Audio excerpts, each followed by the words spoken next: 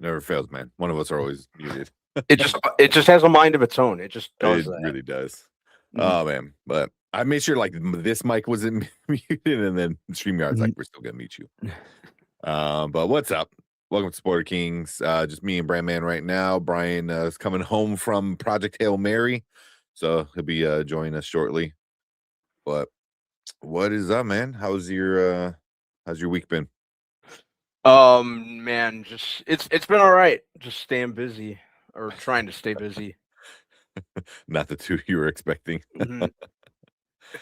Well, Um, yeah, I'm kind of over this weather. It's been like making my allergies flare up. yeah, it sucks. How was it like 30 degrees this morning, and then it was like 50 something like later in the afternoon? Yeah, and then it's supposed to get all even warmer the whole weekend, and then they're saying it may or may not rain. It's just Yeah, like enough is enough. Like yeah. get some consistency with the weather. Yeah, it definitely sucks. Mhm. Yeah, they're saying like 70 tomorrow, but then like if it's gonna go back down to like high 40s or something next week. So Yeah, yeah, this weather it's sucks. yeah, it's annoying. How's yours Yeah. been? Not too bad. Not too bad. Nothing much going on. Just doing physical therapy, work. That's about it. Mhm. That's about it. Like really, it's been nothing. Welcome to spring, officially Saturday. Mhm. Oh, is it spring on Saturday? Dang. Yeah. Is there such thing as spring in the Chicagoland area? I'm not Yeah. sure. Yeah. Well, Mama Bear probably has a similar kind of case Probably. in Canada. Yeah, Yeah. yeah. Yeah, Mhm. collectors' allergies are going crazy too. Yeah, Mhm. it's this time of year when at the beginning of the week it's like literally it was snowing. We got snow Monday, and now they're saying tomorrow's gonna be 70. Like Mhm. it's stupid. Oh man, Yeah. not, not in Missouri. Yeah, yeah, but oh man, yeah, global warming. It's fake news. Mhm. Oh man. Also, um, what was it? Man, it had to have been before COVID. I want to say maybe like 2018. Um, Museum of Science and Industry, which is like one of the bigger museums in Chicago. They had a really good Mhm. exhibit about icebergs. I know it sounds stupid, like oh icebergs, but it was a really good exhibit with like gorgeous pictures. Like it was from this photographer and a scientist, and they like study like how much the icebergs have been shrinking, and it's like crazy. It's like, oh, here's a picture from 1960s, and everything's like frozen, all white, like can't really tell. And like, oh, here's one from like 2015, and it's like luscious green, like it was like, oh Mhm. damn, like it's the same exact spot. So Mhm. yeah, yeah. Yeah, you guys get some seasons. We do winter muddy construction. Kansas State. Yeah, that's exactly what we get. We get winter, and then we Yep. get muddy. We get the constructions is year round from in Chicago, and then Mhm. well, that's funny. I like that. Oh man, but yeah. So Brian's coming back from seeing Project Hail Mary, but I know Collector came back. He saw it. Mhm. He came back. Um, He's who saw it? mhm. What you Yeah, got? I'm gonna go early afternoon tomorrow. Yeah, I'm going evening, like 6:30 or so tomorrow. Mhm. So yeah, I'm super excited. It's gonna be like the first movie I've seen like all year. Oh, you're right. Yeah. Yeah, yeah. The Avatar was the last time, and that was in December. That was the last time I was at a Mhm. movie theater. So Mhm. yeah, it's gonna be. I was I enjoy going to the movies. Yeah. It's just I don't know, for me it brings back a lot of like nostalgia. Like I would go with my mom and my sister a lot to the movies. I would go a lot with my uncle. Like Mhm. we would hang out on the weekends and we would go to the movies. So it was Mhm. always like fun for me. Yeah, yeah. Yeah, it's always a great experience, and I still prefer getting up and physically going to the movies, even if I'm going on my own. I'm gonna go check it Mm, out on the IMAX screen over here. Uh, nice. Yep. So mhm, that's how I'm seeing it. mhm. Yeah, I'm pretty excited. Apparently AMC doesn't have any popcorn buckets for the movie though. Yeah, well, I think what did Brian say? Brian said like, well, because a lot of times when you come out, when you go to the movie like on the Thursday, Mhm. they put it, some places don't put them out until Friday, like, which is Mhm. weird, you Oh know. wait, you know what? I take that back. He did. He sure did say they're supposed to have it starting tomorrow. So Yeah, if they have any, I might pick one up depending on what they look like. yeah. If they got a cool Rocky one, I think I might pick I'd that up. only I'd only want the Rocky one. I don't Yeah. really want the like because I saw some at certain theaters that are like an astronaut helmet. I'm not sure that I want that one. Oh yeah, I seen that one. I see Mhm. on that one. Says no popcorn buckets. That's a sign of the apocalypse. Like what in this economy?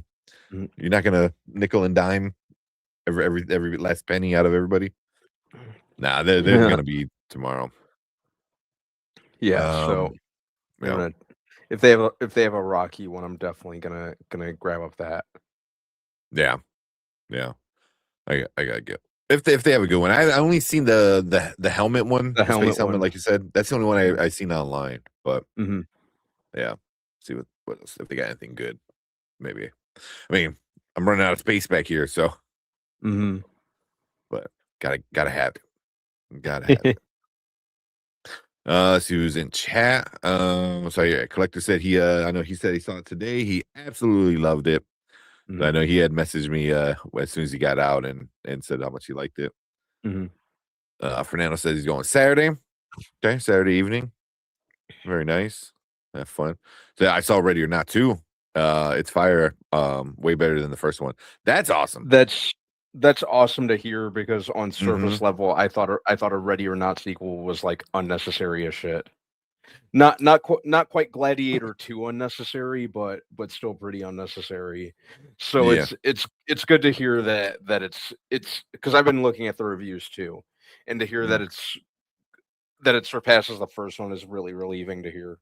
So I might try to make time for that this weekend. Yeah. Yeah. I would like to go see it. Mhm. Probably maybe Sunday if I have time.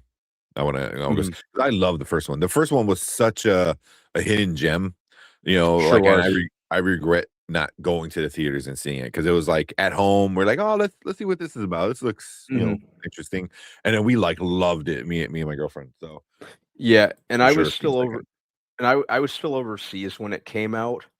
Mhm. So, Mhm. I don't even remember it coming out in theaters in Korea, if I'm being honest. I don't even think it Yeah. did that. Or if it did, it was, like, later on, and Yeah. I was already able to stream it. Yeah. Um, so, but yeah, I really like the first one. Yeah. Yeah. It's good. I got the 4K back here somewhere. Mhm. It's really good. But let's see. Yeah, we got for now saying bummed about the cancellation of the Buffy Vampire reboot. Yeah, Yeah, I was that reading came about that. out a few days ago, right? I think Sarah Michelle Gellar came out and was like, "It ain't happening." Yeah, it was either the very end of last week or the very beginning of this week, which surprised me because I think they filmed it. That's what I thought. I thought they were starting to film it, Mhm. but I could be wrong. I would have to look into it. Mhm. Yeah, yeah, but I mean that seemed like a no brainer. Like the original series, with Sarah Michelle Gellar was like such a popular fan favorite kind of cult, on the level of that cult lord, cult-ish, Yeah. stuff, but Mhm. even the spin-offs, even the Angels, spin-off of it was, Mhm. like, super popular, so, Yeah, and you know that one I really liked. That was, like, one of the shows that I religiously watched from beginning to end. yeah, Mhm. yeah. I watched it, but I didn't watch it, like, super, you know, like Mhm. religious like that, but Mhm. yeah, but that sucks, but we'll see what Yeah. happens. Yeah. Also, collector said, if you're a Stranger Things fan, they have the 4K. It's out for pre-order. Two different editions, 216 for like the higher or the standard one, and then the other one's 250. So, and that's the Mhm. whole 5 seasons of Stranger Things. 5. Yeah, which is not bad, not bad. If you want that like collector's edition 4K steelbook or whatever they have. Mhm. So yeah, but yeah, I mean, we were just talking about that the other day too about like Netflix releasing, you know, physical media. Like they'll do it for the bigger stuff. They'll do it for the bigger stuff. Yep. You know. Mhm. But yeah, I did The- see that they're bringing that out, so that's cool.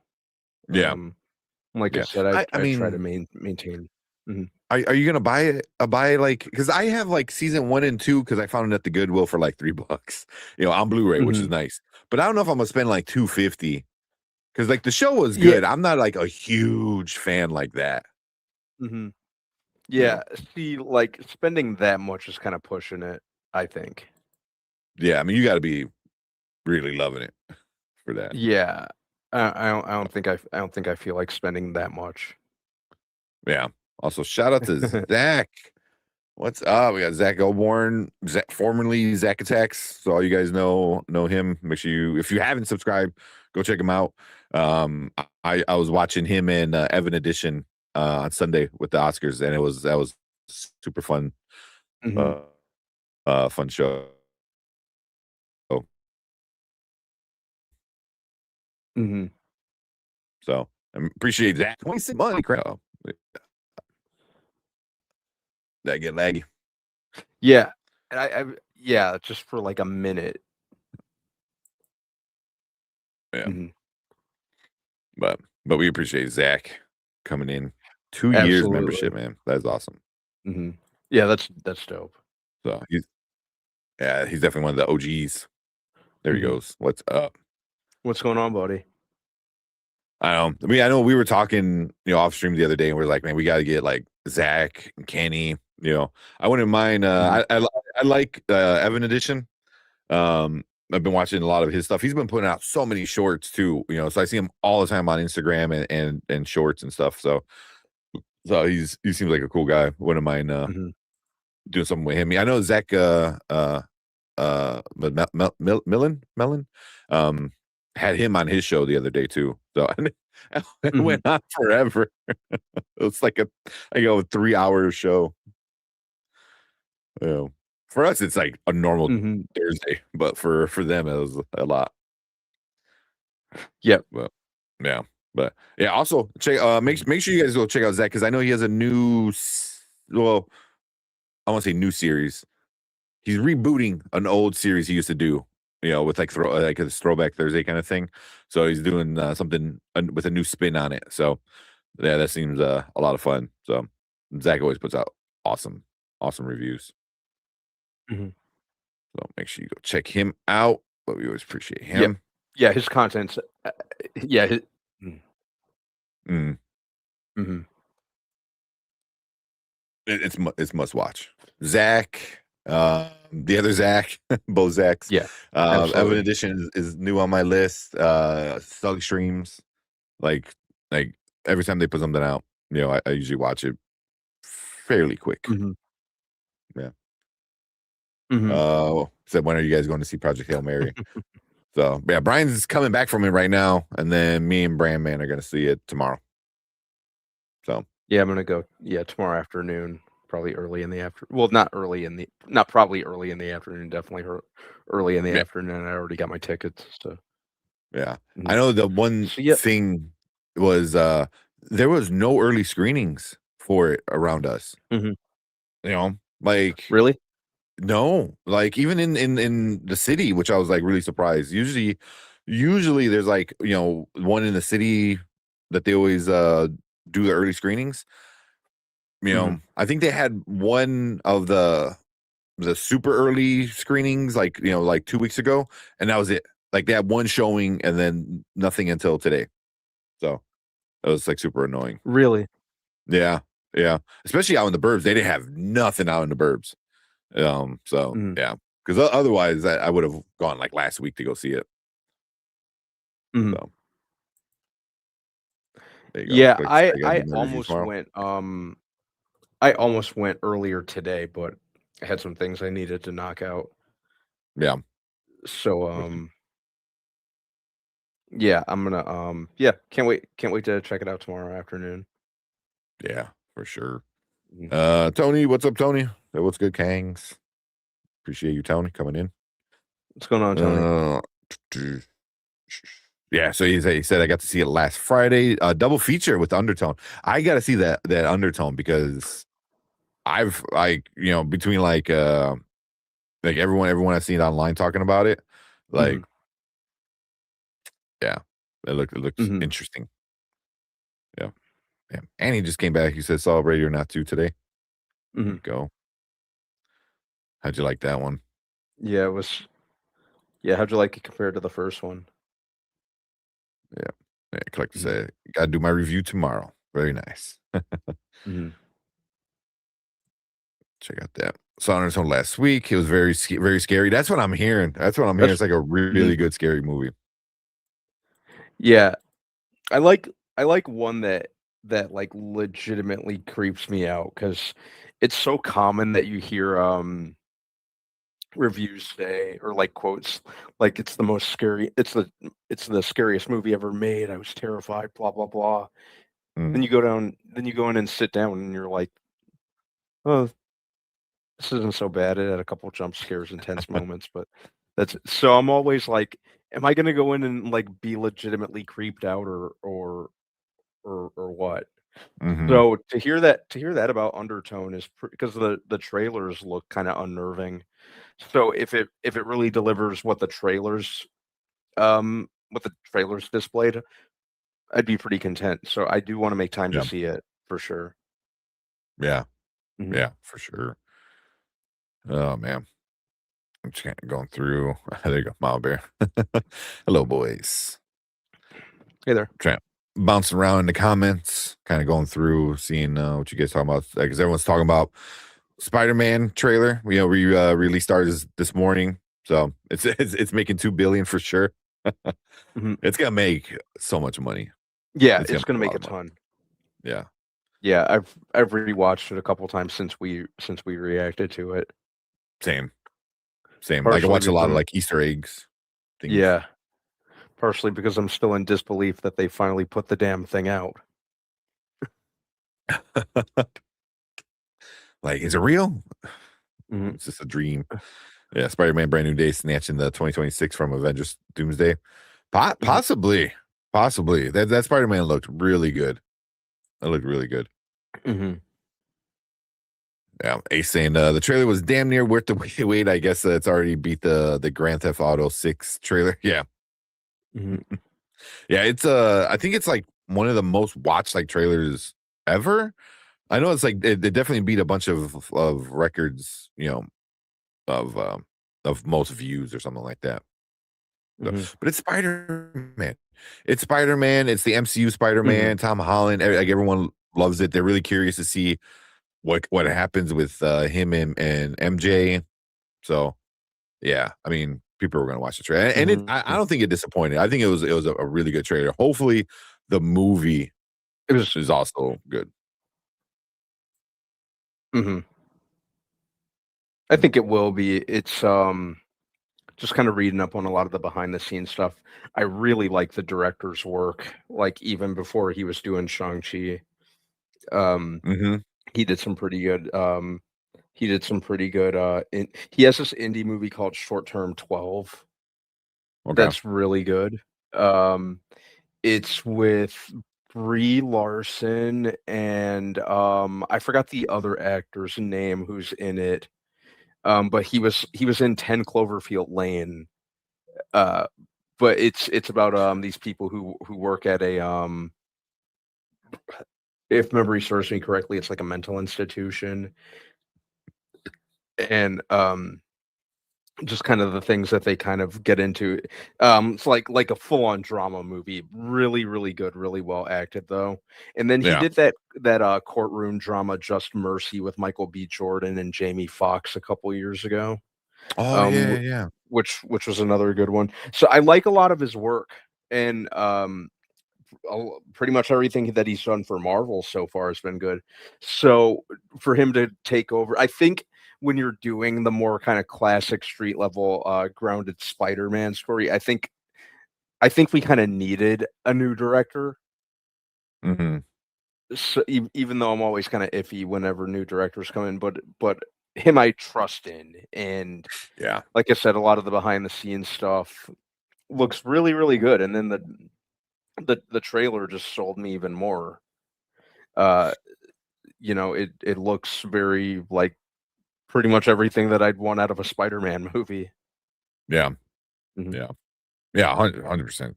Yeah. And that's what a lot of people were saying too, Fernando, that there's a lot more Zendaya than what a lot of people thought. Like they thought it was going to be more like him mhm, moving past, Ned and MJ, but yeah, I didn't think so. I thought that's the route they were going to go was him like mhm, I don't say jealous, but like upset, like sad that like he had to sacrifice his personal life to be Spider-Man. You know, mhm, yeah. Oh, there you go. Zach said, Lakeith Stanfield and Brie Larson are in it. mhm. Yeah. Oh man. They said, did you see change the pictures to the Michael picture on here? Nice. Well, we got T. What's up, T? Oh man. Let's see. I was kind of What's going going through on, some of the T? comments. Let's see. Fernando said, I thought the Dune trailer was 100 times better than the Spider-Man one. Oh, that's what Collector said. The I don't know Dune about trailer that. was awesome. The Dune trailer was awesome. They were both really awesome. I know, like, people were talking in the comments about it. I thought they were both like really awesome, but Mhm, the Dune, I think, was definitely more of that like serious, epic, space opera kind of, mhm. vibe to it. So Yeah. I think for what they were both aiming for, they both hit it out of the park. Yeah, Yep. Mhm. I'm yeah, surprised we got a Dune trailer, this early. I thought we'd get yeah. one, like, later in the year, May, closer to June, something like that. Not that I'm complaining, Hmm. but yeah, I'm really excited for the new Dune just because 'cause Yeah, I've loved each one more than the previous one. yeah. It's so good. So but yeah, the Spider-Man trailer was awesome. I'm still Yeah. convinced Daredevil's in it. I'm convinced they're keeping him under wraps. I don't see Oh how yeah, he's hundred not percent. in it. Mhm, Yeah. Yeah. I was watching one person and he was kind of going through the trailer and he's like, "Oh, here's some like negative space." And it's like mhm, it kind of reminds you of No Way Home where, you had Spider-Man, but then in the trailers it had like this extra space there because in the movie that's where the other Spider-Man were. So I was like, mhm, "Oh, if they did that, I get it, but kind of, don't have him there yet." So, mhm. but he's 100%, 100% is going to be in it. You He know, has to be. yeah, yeah, Mhm. yeah. That reminded me of the Spider-Man 2.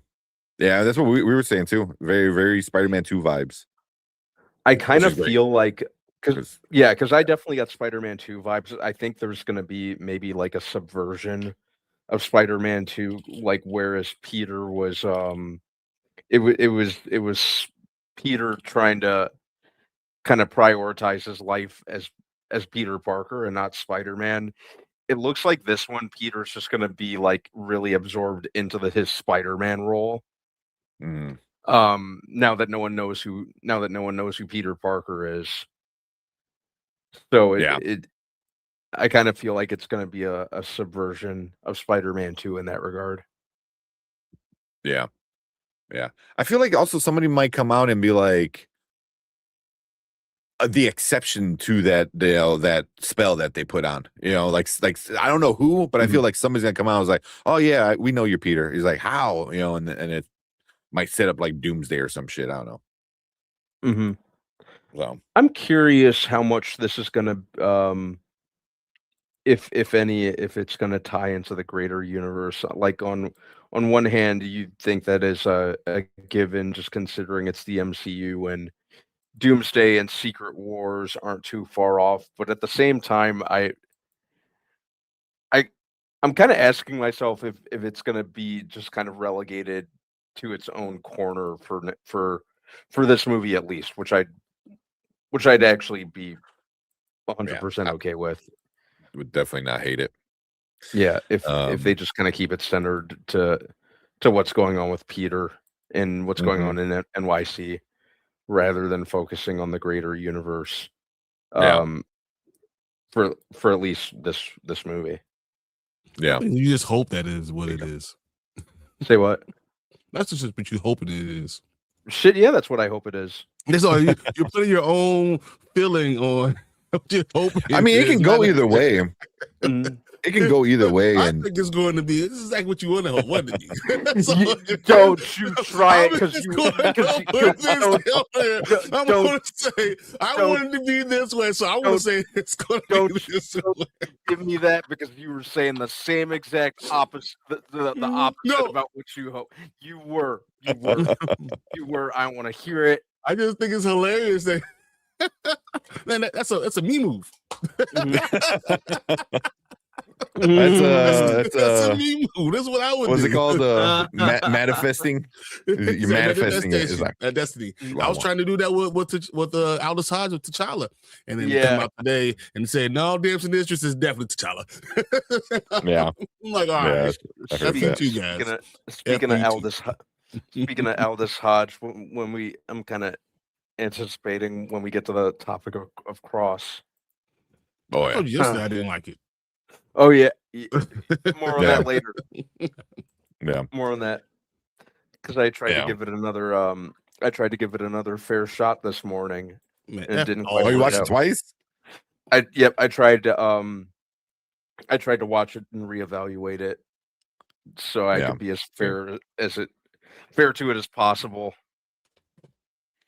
Yeah. Wait, real quick before we get into what Brian thought about it, I saw this from T said Dune dropped the trailer and then Marvel said, "Nah, let's hit the people with what they really want." and then it kind of goes with what Zach is saying. He goes that he thought Timmy was gonna win the Oscar, and that's why it dropped so early. Yeah, but then could be. Yeah. Oh no, where's the other one? They're trying to push hard for that Timmy peak masculinity. I know. I'm like, what are we doing? Like Hollywood's pushing them hard, man. Hollywood's pushing them super, super hard. The peak masculinity. I'm like, really, bro? That's what we doing? Okay, whatever. Yeah. I'm afraid of. That's the guy. Yeah, right. I'm like, oh, you. Well, it does raise the question if Hulk will remember Spider-Man. He could be the one that does it. And does that create Savage Hulk? Is it possible that him remembering takes Bruce Banner out of the equation or something because of the whole spell creating Savage Hulk? Because Hulk's consciousness wasn't there because it was Professor Hulk, right? So maybe maybe that'd be cool. Totally get rid of them in this universe now, and you just left with Savage Hulk. Yeah, Bruce Banner, the Incredible Hulk. He'll still know who Spider-Man is. The Incredible Hulk. I think Savage Hulk. I can see that happening. Yeah. Okay. I hope they bring back Hulk like they're supposed to. So, me too. Yeah. All right. I know we got some other comments, but I know everyone wants your initial thoughts of Project Hail Mary. This is a really good. I'm glad you guys are asking this because Fernando asking. So I want to know. I mean, I don't want to see no spoilers. I know what's going to happen. I read the book, or you read the book. Same. So it does not matter if you read this book, bro. Yeah, yeah. There are times where I was visibly angry while watching the movie. Really? Yeah. Really? Like this doesn't make any sense. Why are you doing this? And but then I thought about it and I said, I'm gonna turn into one of these people because it's not exactly like the book that I'm not enjoying it. I think that's kind of what it was because I love the book so much that's what I had in my mind how I envisioned I wanted it to be. And the more I stepped back and said, okay, let's not do that. Let's take it for what it is. Let's enjoy it for what it is. And I started to enjoy it a lot more. I will say the beginning part was really rushed. They don't explain a lot. There's a lot of things that they just assume you're going to know. And rush through things that are really like really important to the actual story. I'm gonna say that I can say this part. So we know John Paul, and what's the other one? John Paul, the little robots. John Paul, Peter, yeah, Ringo. I know Ringo. Yeah, was yeah. Ringo. So they don't explain that at all. Really? Yeah, they don't explain it at all. Hmm. George, I think she's right. George Ringo, yeah, the Beatles. It's the Beatles. It should be the Beatles, whatever. But they don't explain it. There's and that's just an example of things that they don't do in the movie. They don't explain why things are, name certain things, or what they're doing with this thing, or they speed run through like the first 20 chapters in like the first 3 minutes. Huh. So, and that's me, because I read the book, being upset because I thought that was the best. Some of the best part of the book was the detail. Even the science part of it was the best part of it, and that's not what they highlighted in a lot of the story. So that, I mean, I can see some of the sciencey part, getting pulled back a little bit, because you had to, because some of it was like it's really depth, because even for something like so like with The Martian, I watched The Martian first because I love The Martian, and then I went back and read the book, and the book was awesome, but also like there was a lot of the sciencey stuff cut out. As much as there was a lot of science in The Martian, there was still like a lot of the little details, like when the hatch blew and stuff like that, So I think it's one of those things that you're going to watch it. It's going to take you watching the first time, go through watching it, getting over yourself, and then enjoy the damn movie. Yeah. But I will tell you, it's not as good as The Martian. Yeah. And I didn't think it would be. The Martian is awesome. Yeah. But that doesn't mean it's not. I didn't think it would be. I think if you did not read the book, you're going to enjoy the movie itself, because everyone around me really was enjoying it. But there are a couple guys in there that were doing the same thing, like those type of things, and you could tell that they were looking for a certain part of the story that didn't hit you. And I wish I could tell you, because it's really the beginning that really kind of just. It was just it felt like they were in a hurry to get a lot of the story out, and that's hard to say because the movie is over to almost 3 hours long, and it felt like they were in a hurry to tell the story. So I'm happy everyone was liking it. I'm happy we hearing all this positive stuff about it, but so as a fan of it, it could have been better. Yeah. Okay. That's why I'm leaving that. It could have been better. But I want to go see it again. Yeah. Yeah. I mean, I can't wait to go see it. Because that was like one thing I like, like whenever anything is adapted from a book, especially like a book like that, or any kind of book that's kind of like that with a lot of the science in it, that they're gonna sacrifice some of that stuff for, especially like in because in this book it's very much sciencey, but then there's also a very big relationship, and when it comes to a movie, the movie's gonna be like relationship, sprinkle in the science, you know what I mean? Where something like The Martian is, there's not a lot of really relationship, it's one person, and it's one person, so it's like it's his struggle, and then there's the other stuff of everyone outside of or on Earth and in space, blah, blah, like everyone else, like how they're dealing with it. But when it just comes to the main character, is just him, and then you're able to get a lot of the science that way. I also think Matt Damon's just a better actor. Yeah, probably. Yeah.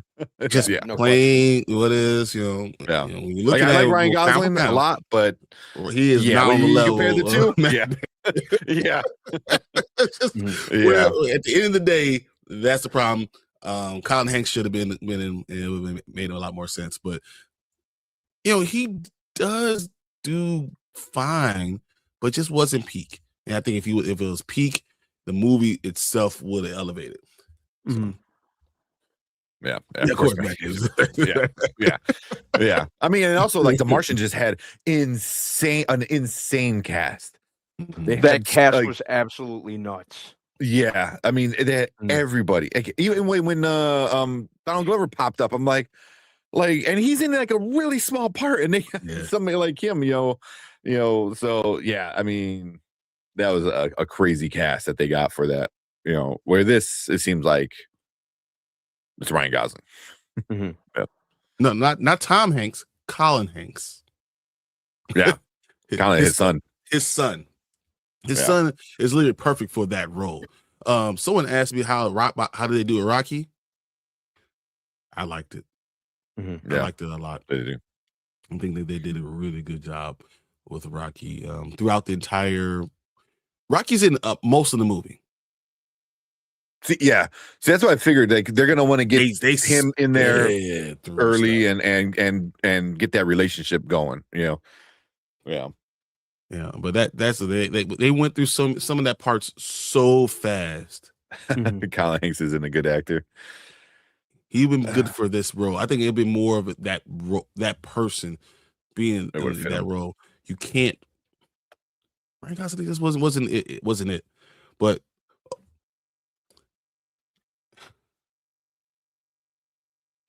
it's a little stuff like when you're asleep for a long time, you can't just get up.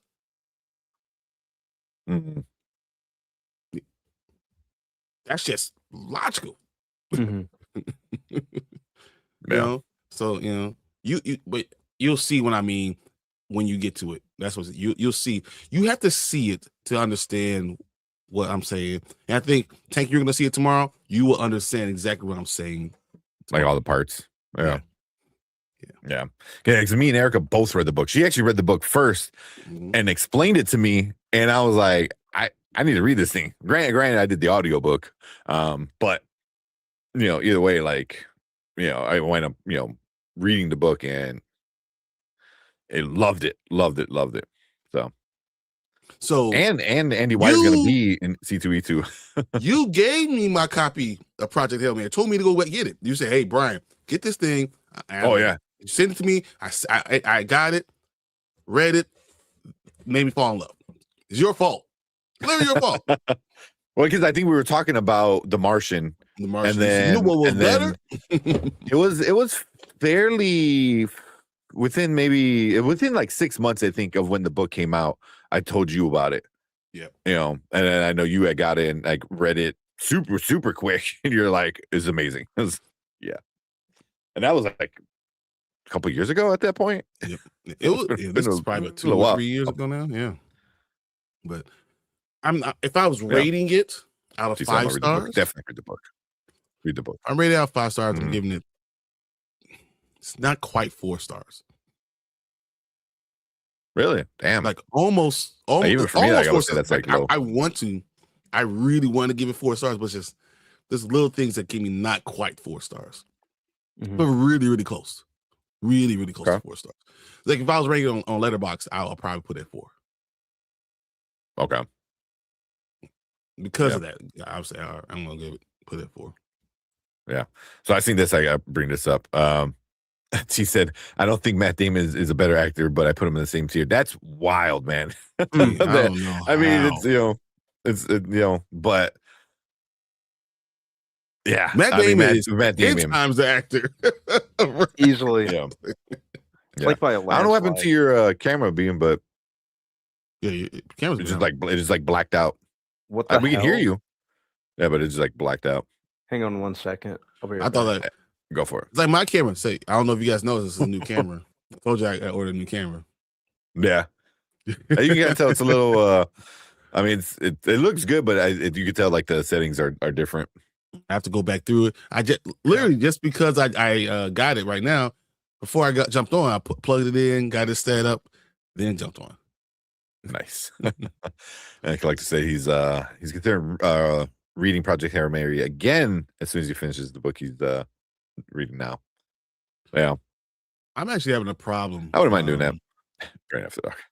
It's 100% subjective, man. I mean, we're messing with you, but yeah, I mean, even like actors you like or dislike, and it is subjective, but awesome. I don't know if I'm gonna say Matt Damon's Ryan Gosling's better than Matt Damon. I don't.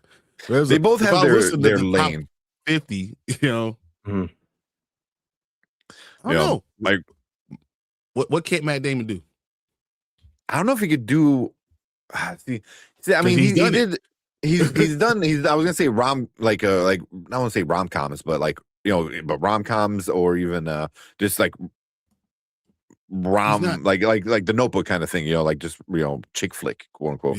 Yeah, but yeah, I mean, Good Will Hunting is kind of, but it's not fully like that, But you say you can't do it, but Good Will Hunting would be a good one. Like, yeah, I'm not saying Matt Damon is Leonardo DiCaprio. I think Leo could do almost everything. And I think that's what you're looking at. But I would put him above Ryan Gosling. Mm-hmm. Yeah, but it's this to each their own. Matt Damon's the GOAT. Yeah. What can't Ryan do? I mean, but the thing is, like, what Ryan does best is what like really well. Yeah. Wait, the romantic stuff, all that stuff, he's great. And it's funny because his comedy is excellent. Yeah. His comedy is excellent. But a couple things didn't hit. Yeah. A couple things didn't hit the movie. So okay. Yeah, he ain't Leo. I mean, who the hell is Leo? Play Black Cat. Yeah. What can't Matt Damon do? Not get lost. He always gets lost, and somebody has to come and save his ass. How about that? Yeah. I mean, honestly, if there was a movie and you had to pick between any of those three actors, then it's going to be a good movie. Probably would be a good movie. I think Matt Damon holds the camera by himself better than Ryan Gosling. I can see that. I think Ryan Gosling is a more attractive dude who can carry that, that number one guy. So it is what it is. And Leo could do all those. Yeah. Mm-hmm. Yeah.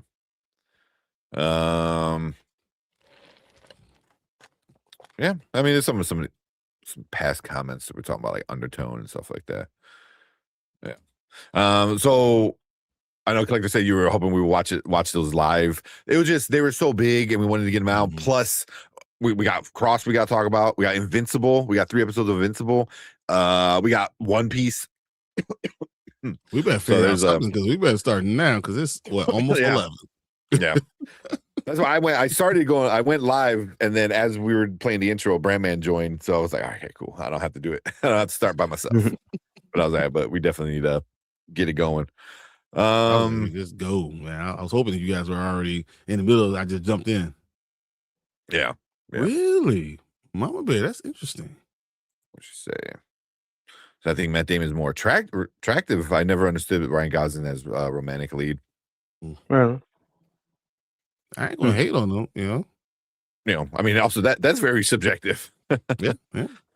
So, but yeah. We did talk about Paradise Talk. We did Tuesday. I mean, it was Monday. Yeah, we did Tuesday. On Monday. Monday into Tuesday because we went to 2 o'clock in the morning, 1 o'clock. Technically, it was Tuesday. Yeah. But I'm gonna hopefully this weekend I'm gonna try to get all of Paradise and Cross out, just so we can have those little actual videos of the 2 shows out, because I've been watching so much. So I'm like, with what Ace was saying about the time travel stuff. I've been watching so much. I've been watching one video that like kind of debunked it. I watched another video that like saying like, here's why it is this. So I hope it's not. I'm just going to tell you, I hope it's not. Me too. I definitely hope it's not. Yeah. But If I'm betting on something, it's probably time travel. I mean, the things they're saying is probably some type of time travel or AI that's able to, go back in time and some or be able to send things or deal with it in that way. Yeah, I think a loop is probably the best idea. I think it's going to be where it's not a full time travel, but it's definitely like a loop where they can go back in time to a certain point, and that's it. Because then like at least deja vu. contains the time travel, kind of like deja vu, Because if you could do full on time travel, then you're like, well, why don't you go further back and do this? But if it's a loop, then you're kind of stuck in this time frame. What if it's not people that can do it? Only a computer, only AI. Yeah. That could talk to itself, and it could be, a way to do that. And that's why when you got the message, it was from the computer. It was a message. It was coming from the computer, and then text messages and all that stuff, or two-way page me, all that stuff, and it's coming from a computer that's doing it. Like Eagle Eye or something to that effect. Yeah. Or even like if the time travel is just through computers, you know what I mean? So it's like, like you can talk to somebody in the past, But you can't actually go there. You can affect it by saying things, but you can't actually go there. But then the question is, did you always do that? Was it always that? Did you really time travel if you were always meant to do that? Yeah. Does it change your future? Does it really change your future if that's what you're supposed to do? This is what happens. So maybe it didn't change your future. Now, the one video I watched, it was talking about I don't want to get too much here, but he was talking about the Link's teacher, the one that Billy paid a visit to. So yeah. So it's kind of like him, like why was he so important? So my thought was that they were going to go back to after the volcano erupted and restart civilization 2,000 years in the past. That's interesting. Well, they go super far in the back. Yeah, that's what I'm leaning towards. What Tamika said. Yeah. But we talked about it. Usually Mondays is our Paradise Day. We do it. Yeah. It's been really good so far. Yeah, because I know Clark said he got all caught up. I think Paradise is. I like Cross more. I think Paradise has been better than Cross now. Easily. I like Cross more. I like it. I want to like. I think Paradise has just been better, even though I was really pissed off at the beginning. Really pissed off. You were really pissed off. Yeah. Because remember, he said if this works out, you're gonna need this tissue because you'll have a nosebleed. Yeah, like he knew. No. Like that's the part, like the whole thing is like he knew certain parts. And it's like also I feel like we're gonna get a part where somebody or something like a computer told him what's gonna happen with his life. Because he didn't seem surprised or he said anything. He was just pretty chill. He knew the boy was gonna be here when he's still there. Which means like this Link, is Link the link to it all kind of thing. So so I feel like we might get a little part where we go back to before the bedroom scene, where he kind of knew Billy was coming,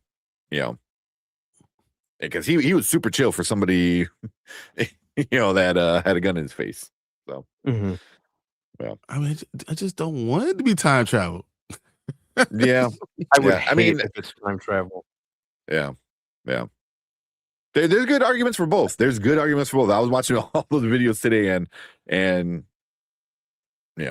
it's pretty good. Sorry, didn't mean to get off topic. It's all good. No, but it's but even the question: what's the one thing that Sinatra doesn't have? Well, two things. One is her son. Because but the second is time. Yeah. And she could control time to change either one of them. Would she not? Yeah. The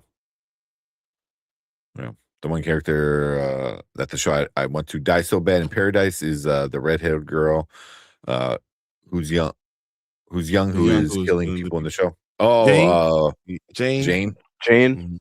Yeah. Wait, Jane. gonna That say Jane that episode once was it's done. fire though. So Mhm. It really was. Yeah, she's a problem. She's a problem. And I said if my favorite character gets killed off the show, I'll be pissed. Jane will not die. She's a that she's not. and I think She'll live she'll be forever. around for a long time. I can see her being there. I think she's part of it. Remember what did it say? You know, she's a killer. Your daughter, the baby's a killer, and then it says specifically she will make a choice.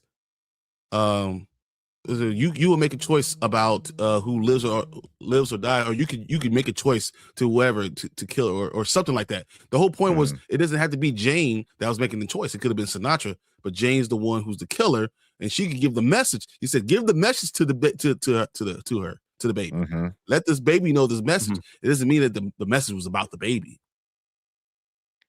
Yeah. You know. And then the idea that the professor was advanced wave function, quantum entanglement, superposition professor. Yeah.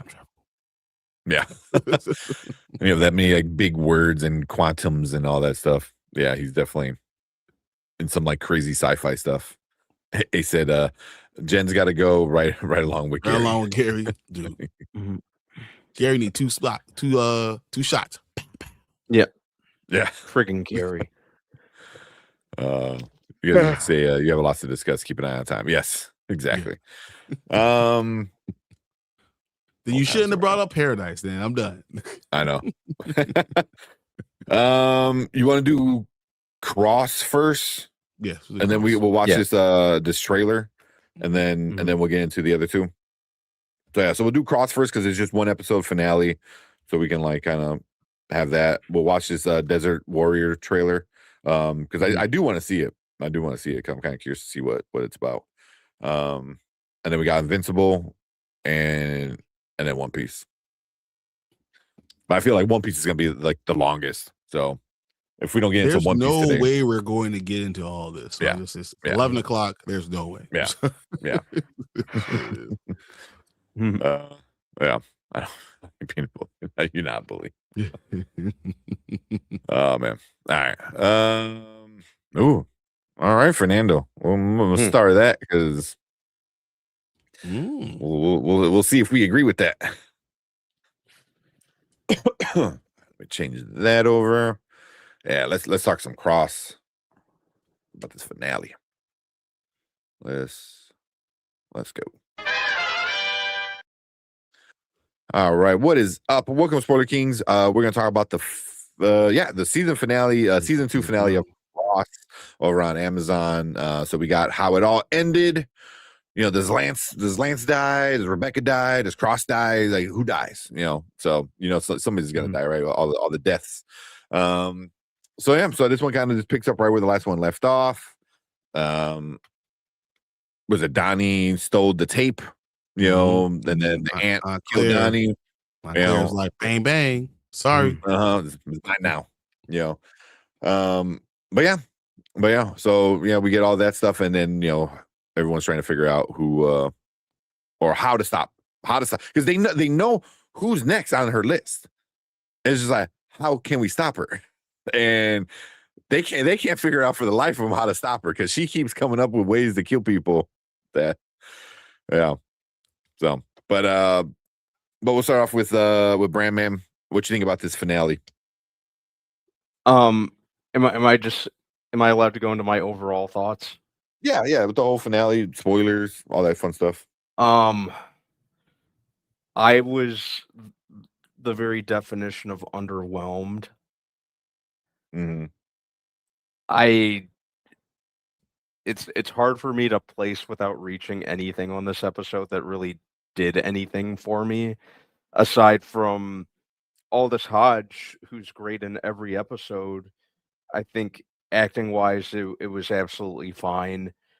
I think that I can only really give it its flowers there.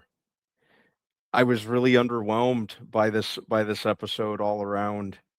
It just the payoff with the character of Luz was disappointing. Was there a payoff? It felt, if you could even call it that, the the wrap up with the character of Lance just left me feeling empty. They went into super generic territory with Cross himself going on the run. It just felt like the people who were writing it didn't know quite where to go.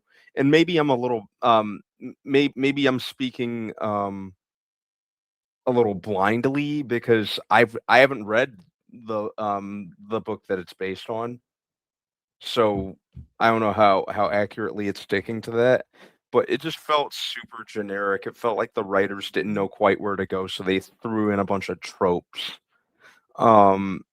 Even what they did with the character of Kayla, with her suddenly becoming full on antagonistic. No, they kind of headed towards that for her. Even you saw in the last episode, she was less for Cross, more for her promotion, than talking about you taking over the investigation and all that other what's bull. up, boss? She Boss was man. always heading towards that thing, so I think that she was still jealous no matter what. Yeah, I do agree though. It was building up, and then bam, and then it just happened. Like you're like, oh shit, okay, like we're doing it already. Yeah, she seemed a little too like one-dimensional, antagonistic, and slightly villainous. Even the very end with Cross quitting the force, or quitting the FBI.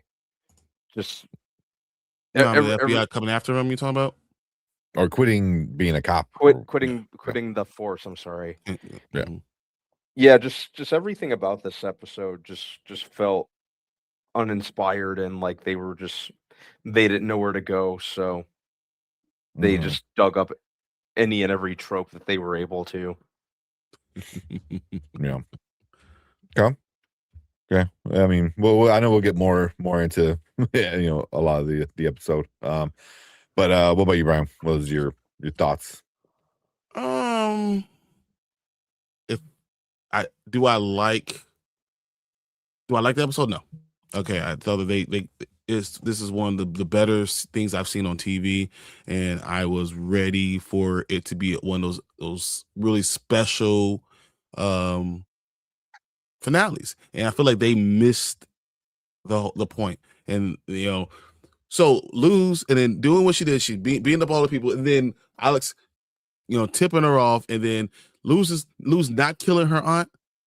Going to the border and not killing her aunt, allowing her aunt to be able to commit, I guess, suicide-ish kind of thing by by the cops, shooting her. That was kind of disappointing for me. So that whole story, so that was a main storyline we had the entire season, and it ended so early in the episode, and it was so disappointing. And then I understand what Bradman says, that flip with Kayla, but Kayla was always only about Kayla. So like, and that's why she was upset with Cross and all that other stuff from the beginning. So I kind of saw that coming. And then the whole thing with Cross, running away from the FBI now and turning into a wholly different movie. I was waiting. I was waiting to see Tommy Lee Jones coming out and trying to chase him down. This is what I was worried. I didn't do it. I don't care. Like, I was just waiting for that to happen. I will say I was very happy that Kayla turns out to be not the one, and Ellie's thing was pretty awesome. I was like, hell yeah, let's go, Team Ellie again. That's like, I was right. Let's do it. I was happy to see that again. Nana Mama is still awesome, but they really missed the point with a lot of the. I still think Samson was misused. I still think that when you do a finale and you have a main storyline, the main storyline should end at the end, not in the middle. And then the whole thing with Lance felt really icky, left me feeling really icky inside, so maybe that's what they meant to do. I just didn't appreciate it that much. Yeah. Like going back to the Lance thing was I'm thinking I didn't think he was gonna die just because we'll go to jail at least. But I thought they were gonna like get him, like, and it kind of ended with him just standing there and it was a Drake and Josh guy, I can't remember who one of them, saying like, oh, we're gonna introduce this new law and he's gonna go away for a long time. I was like, I'm like, okay, I guess, because because history has definitely shown us that rich people definitely pay for their crimes, so. But you saw those too many millionaires, too many judges, too many high-powered senators and all stuff. They're all part of that child trafficking scandal. So they had to put it on someone else. Yeah, that's exactly what they did. Yeah. But I mean, but then, like you said, they didn't even finish that part. I feel like they should have done like a Law and Order kind of part of it where like you finished that, like you saw him go to trial, you saw maybe because you had another like 30 minutes left at that point where like you could have like put him on trial, had the other judges kind of get in trouble and like actually see the chain of all these guys, all of them seeing all that getting broken up. Instead it went from that to like it just ended. So but we spent so much time with like with Cross running away. I was like, what are we doing? What are we doing? Like, he's the hero of the show, and then he went from solving the crime, being the good guy, being like the morally correct person in the show, to like get him. I was like, what the fuck? Like, it just felt so out of place. Like, especially this season, because this season everything was very methodical with the killings, and everything was planned out, and then it just went from that to just like chaos super quick, and a lot of it just felt like cheap, like when he tells the one Kayla's boss, it's like, oh, I need to go to the bathroom. You didn't think he's gonna do something? It's right. What? Like, this man has a history of doing something. Like, it was stupid because like literally they decided once again the main story ended half the episode, and then it turns into The Fugitive. Yeah, it went from a Cross episode to The Fugitive. Yeah, why are we doing this? Like, you really, when we have a certain story, why wouldn't you go follow the story all the way out? I don't understand. Why don't you? Look, Rebecca was important. Luz was important the entire episode. I mean, entire season, and it ended so quickly, anticlimactically, and it didn't make sense. And and then they let her get away. Bro, I don't know. He knew he was getting off at the end of the episode. I mean, it's a rich dude. Rich guys never. They come on. I don't know. So the season felt short to me. The entire story felt rushed at certain parts. It did, and lingered in certain parts. That's why I was like really worried. Like once we got to the penultimate, I'm like, man, there's still a lot of stuff they need to do. And then they literally did it super quick, and then started doing other shit. And I was like. And I get you want to set up the next season. I'm all for that, but you got to finish the story. You got to finish it and finish it in a way where it's satisfying. It doesn't need to be a perfect ending, but did you even like Luz how she escaped and how stupid everybody was to allow it? Like that didn't even make sense to me. Like nothing about Rebecca or Luz. Luz. None of that made sense to me.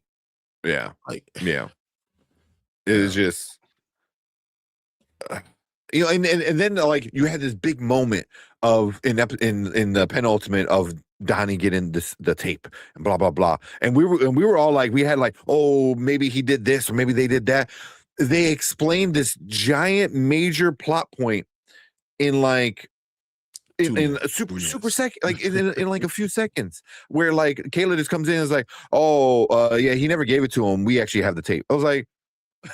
What? It was like, it felt like it was just like very offhanded. It's like, oh, here, listen to the tape. What So it was like it went from being this big important moment and thing to just we got it. Plot device is the way we're gonna get rid of Donnie real quick. It's the way we're gonna do it. So Yeah, this whole ending was very rushed, very weird with what they did with Cross. So and I know you guys said like how much issues you had with it, but there were like some good parts. There were some good parts with some like really entertaining stuff. The one with wait, drawing a blank on her name. The Cross's mom. I always forget her name. Nana Mama. Nana Mama. Yeah, she was a badass. That where she goes and talks to Samson's mom and that. Yeah, she's awesome. She was a badass. Like we get a satisfying ending with the little boy. That he adopted. So that's a nice little bow on that. The Nana Mama was really good. Like, but it's funny because that was the worst, the worst storyline. But that's the one we got the best finish. Yeah, because and understand. But remember, Nana Mama is not his mother; it's his grandmother. Well, no, it's Cross. Is it Cross's grandmother? It's not his mother. Cross's grandmother. Okay. Yeah. Yeah. So, man, she's super young. Because Cross is 40 something, and she's. I think Cross in this would be like 35. Right. Yeah. 30, 35. So like his mother would be like, imagine being 50, 55, or 55 or 56, something like that, which means his grandmother could easily be 75 and Nana Mama's supposed to be in her 70s. Yeah. Yeah.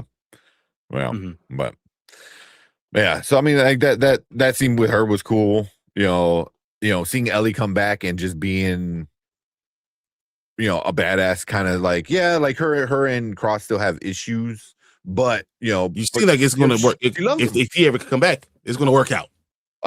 Yeah. Now I'm like, like you said, I'm rooting for her. I'm like, all right, they need to figure it out because that was a badass. Like she absolutely, man. Yeah. So even the part where Samson kicks the guy's ass, he so I forget what he says. Like, oh, we can do it the hard way or the hard way, or we could do the Samson way.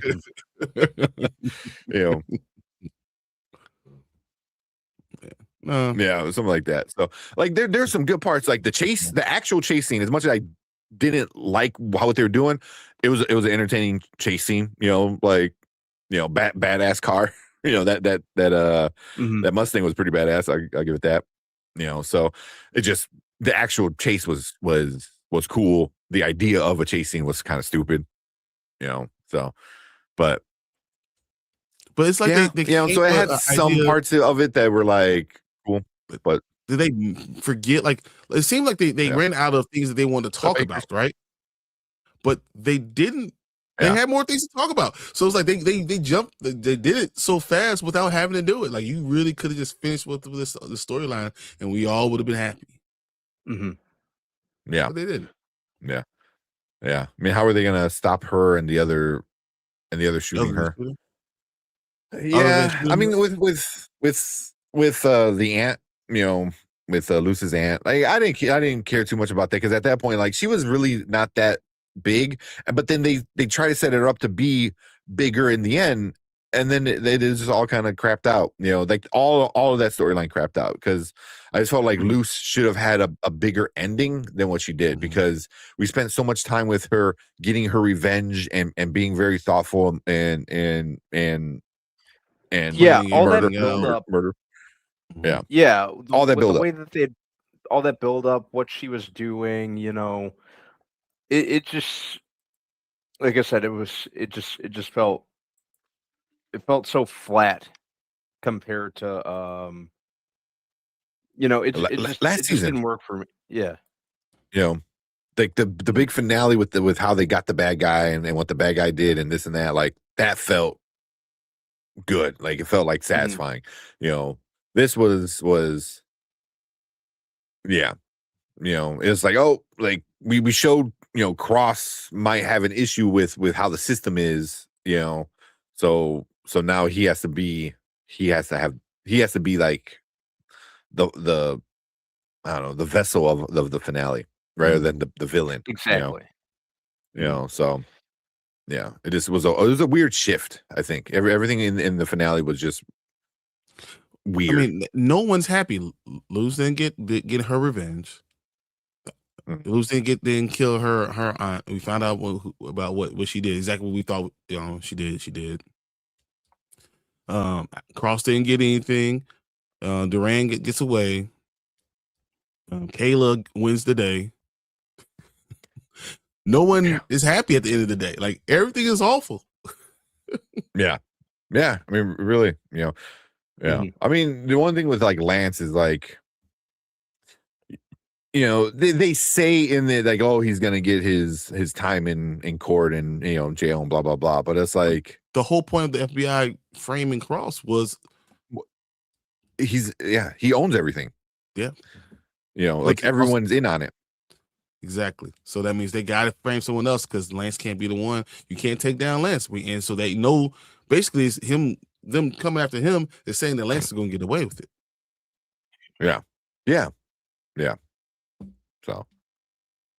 So, for a finale, especially for a finale with such a great season, I did enjoy the season. It's just it really, really, really fumbled it at the end, which sucks. Yeah, overall the season was fine, and just I expected more, and maybe I have myself to blame for that because I hold season 1 in such high regard. So I had high expectations for this one naturally. But it just it just felt like they could have done a lot more with it, and it just could have been done better. It just felt like a wet it just went splat. Yeah. Yeah, that's a good way to put it. Well, I'll say this once again, it's one of those shows I feel like, in my opinion, that the penultimate was better than the finale. Sure. Yeah. And that's probably the biggest problem. That penultimate was just better than the finale, and they didn't know what to do with the finale, and it kind of showed. Yeah, and it's too bad because I really thought the actors in particular really anchored this season if they hadn't already. Like we said in the past, Aldous Hodge in particular, I even though I only know what I've read online about the character of Alex Cross, but with the past interpretations or with the past versions like Morgan Freeman and Tyler Perry, Morgan Freeman, you pretty much know what to expect out of the roles that he plays, and I mean that in the best way possible because I enjoy Morgan Freeman and everything that he's in, and I enjoyed his version of Alex Cross. And then the Tyler Perry one, Tyler Perry was just really a non-presence. That movie just I don't even really remember anything about that movie. And then but I think but I look at Aldous Hodge and feel like he's playing a character, and more so I feel like he's playing the character of Alex Cross based on everything that I know about him. So naturally I want him to have the best content possible to work with because he's just that great of an actor, and I really, really enjoy him in the role that much. And that goes for all the other actors, Isaiah Mustafa, Matthew Lillard, who's great in everything that he's in. So I was just hoping that the content would have been up to par, and you could really feel like they were working especially hard to elevate it in this particular season. Or not particular season, this particular episode, I'm sorry. Yeah, because I mean they were trying to like make, especially Cross, they were trying to make it bigger, like, oh, let's not focus on anybody else. Like the finale was really focused on Cross, like it was all Cross, which sounds good on paper, but but as a finale, it's like you need to be done. You have to finalize the season, like you have to like end the stories, and stuff like that. It's just absolutely, but yeah. Absolutely. We'll wait for Brian to come back. I think he has some tech problems. So with the way it ended, and all of us kind of not enjoying it as much as we did for the rest of the season, are you still looking forward to a third season to see Yeah, what happens with him? definitely, absolutely. Yeah. Because overall, I still enjoyed the season. I thought this season was fine. I thought it was, if I had to sum it up in a word or like something like it, I'd say it was good enough. I'd say it did it. Mm, I said it did just enough for me. It mhm. wasn't it definitely wasn't bad enough to where I'd swear off any a third season. I'll definitely watch a third season. Yeah. Yeah. Mhm. Same. I mean, I didn't like how it ended with it. I feel like that could have you. I mean, obviously we have to change it a little bit, but I feel like Mhm. you could have started next season with him having the issues of it, because you could have had it where Lance gets his court date and blah blah blah, and it ends with him going to court, and then you could have started season 3 with like Lance is already out, he didn't really do any time, like everything Cross did in season 2 didn't matter, you know Mhm. and then that would kind of force Cross to like really figure out like, what am I doing, and then you could have started that, you could have started him quitting the force and dealing with that, but instead like you do it at the very end of this season to Mhm. set up next season. But I was like, I feel like you could have done that on its own next season, because Absolutely. I'm curious to see what he does, because he's still a good man, a good person, Mhm. very has morals, and is always on the right side of stuff.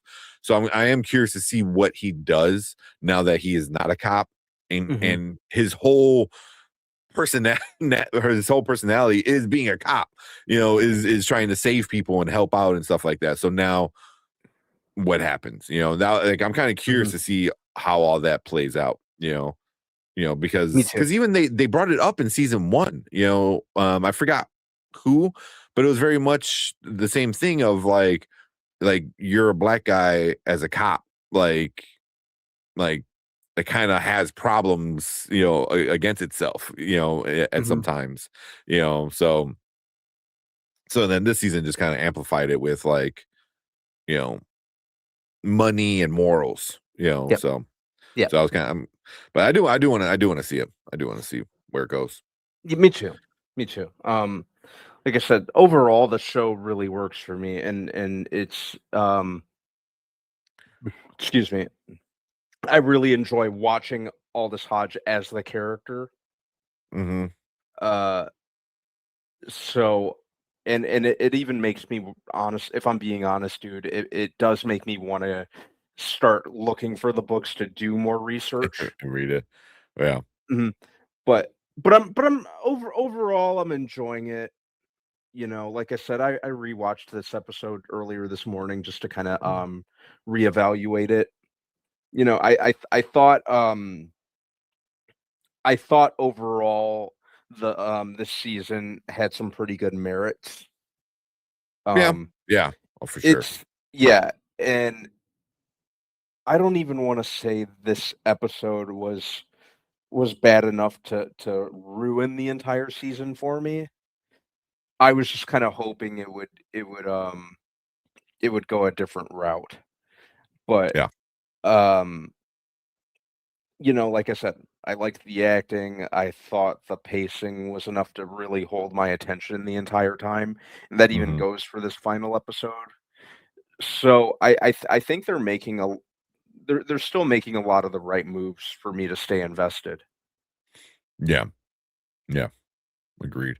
CT said, I think the first season kind of set up the audience, because the books play out a lot more like the second season than the first. Oh, okay. Okay. Yeah. All right. Okay. It's All right. interesting. And then he asked, do you want me to spoil what he does? Part of me says yes, spoil it. Mhm. But part of me is like also like, no, don't Yeah. spoil it. Yeah. Don't Hold spoil it. off. Yeah. Yeah. Mhm. Yeah, we're finishing up with Cross. I was gonna wait for Brian, but I think he might have some technical issues. Mhm. But let's finish off with now we got the whole season out. let's finish off with our ratings for season 2. Now, later, never. Now means you got to binge it, watch it now because it's so good. Later, whenever you get a chance, it never means skip it. It sucked.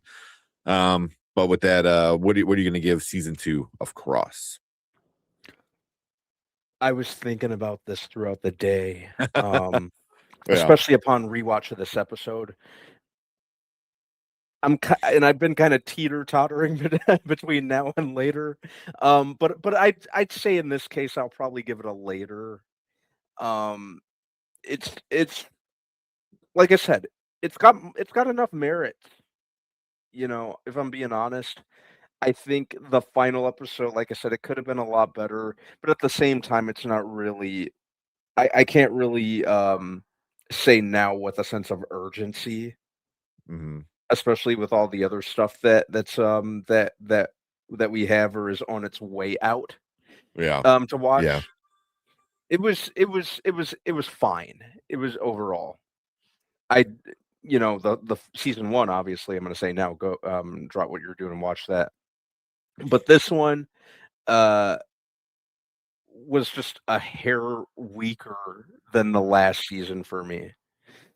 And like I said, that and the way that this episode ended was kind of topped that idea off for me. So I'd say a later for this season if we're talking about this season. Okay. Yeah, that's fair. Now that Brian's back, what would you give season 2, Now, Later, Never? I'm still gonna give it a now, just because I did like the finale. Doesn't mean I hate the season. I don't think it's as good as Paradise, but I still enjoyed overall Crossing. I'm excited to see season 3 of it. Yeah, we were just talking about that. Yeah. This episode wasn't bad enough to kill the entire series for me. I'm still looking forward to a 3rd season. Yeah, exactly. I don't want anything to happen to it, so I want to enjoy it, and I just want to say, like, let's just enjoy what we're watching. Yeah. Like I said, this season still this season still worked enough for me to where I'm kind of thinking about laying aside time to start picking up the books and doing more research on it.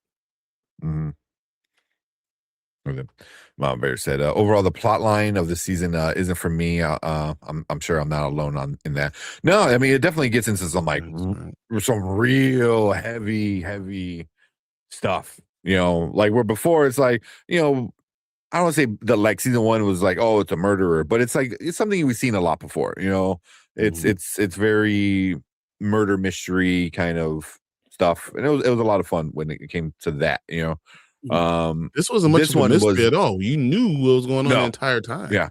Yeah. I think it's dealing with like the morality of people and corporations and just all that kind of stuff, So I think it was more playing into that. So it was a lot more real world type of shit. And then,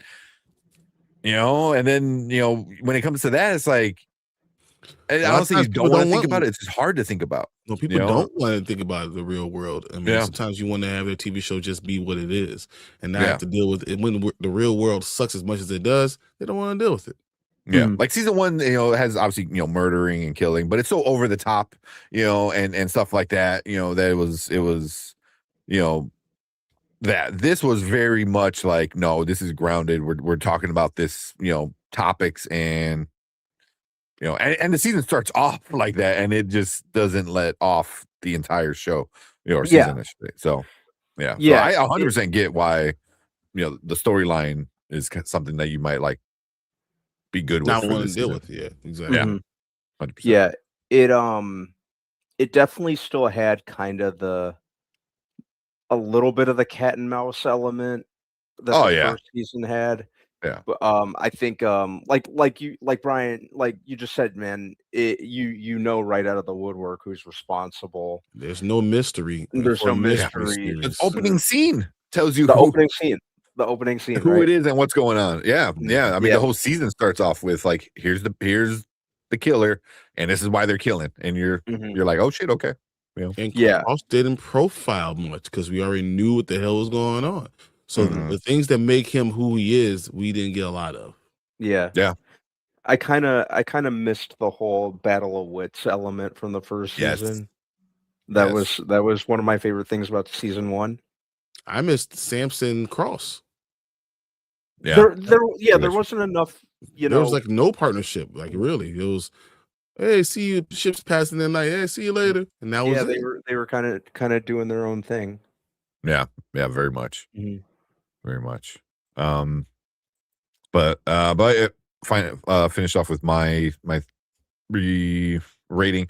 I'm still gonna give it now. You know, it's just right now, if, you know, at this time it might be hard to watch all the whole season, but in between, you know, when does Invincible come out? Mondays. You know, in between Invincible and Paradise, you can like binge Cross season 2. You know, but you know, it did have a weaker finale, but overall, I thought the whole season was pretty entertaining. You know, but it does dive into some like real deep stuff. You know, for sure. You know, but it was still good. I enjoyed it a lot. But is anyone else wondering what about the kids? Which ones? Yeah. Oh, like what's gonna happen with them? Yeah. Well, not just them, but I mean, what's his name? B or what? But not what is his name? The kid that they adopted or temporary foster home. Like with Cross on the run, does he get shipped back over to? Well, I assume the sister came back, so I'm assuming like the sister's gonna. They're allowed to have him. You know, or I thought she was gonna go back to Mexico with him. Like, all right, here's a sister, and you know they're gonna go back home. You know, but I don't know. They kind of like leave that up in the air. Kind of like, is she gonna stay in the United States? Are they staying there? I didn't know if she was going to come and. Yeah, okay. She just came back, got the kid, but you know, I mean, it ends with them hugging. So I'm like, are they gonna stay there, or are they just going back home? I assume they're just gonna go back home. How they gonna get? You know, they're gonna drop them off in the bus, like in DC. Yeah, where are they gonna go with that? Yeah. So. Oh, she lives in the States. You're right. She was there in the States, like in Chicago or something like that. And he was talking about, my sister lives here. Yeah, you're right. Oh, T. yeah. You're right. Yeah, I thought the sister was another child worker. You know.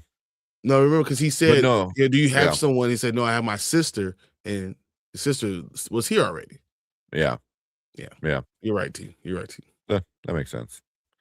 Yeah, but yeah, it was a good season, weak finale, but you know, like Brandman said, not enough to get me not interested in you know season 3, because I'm curious to see in season 3. You know, like T said, you know, he has a PhD in psychology. Like, did they show it? You know, they didn't show it this season, but hopefully next season, you know, he gets back into the mind games of messing, you know, of the wits, the battle of the wits kind of stuff. When he's no longer on the other side of the law. Yeah, where he can play a little bit more loose, you know, like, you know, how is that going to affect him? You know, because he's still, you know, a morally righteous person, but now you don't have the badge, so now you could cross that line a little bit. Is he? You know, so like I'm curious to see where it goes. You know, but we'll see.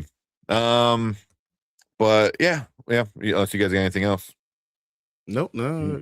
I just disappointed. I wanted more, and they didn't give me as much. But it's still a very good season, still good series, and I love Out of Sight. So, Yep. Cool. But yeah, we'll finish that off right there. So we want to hear from you guys. So if you're watching on the replay, leave a comment. Let us know what you think about this finale. Let us know what you think about season 2 as a whole. Did you like it? Did you hate it? Anything in between? Let us know.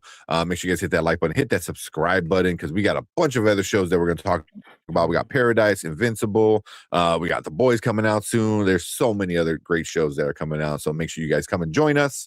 And if you are in the live chat, we appreciate you guys so much. Stick around, because we're going to move on to our next topic for the night.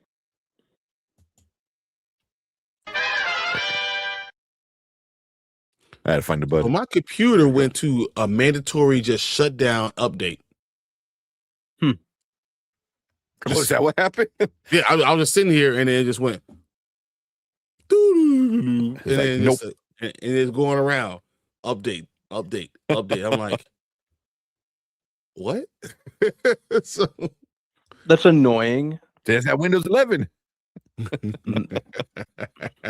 Yeah, that is super annoying. Well, I thought I'm like, because like you went away and then like you completely left the Streamyard altogether, and I'm like, oh shit, I'm like, you just got this camera and it's already acting funny or something. But the whole thing is like, oh yeah, we're gonna set you up.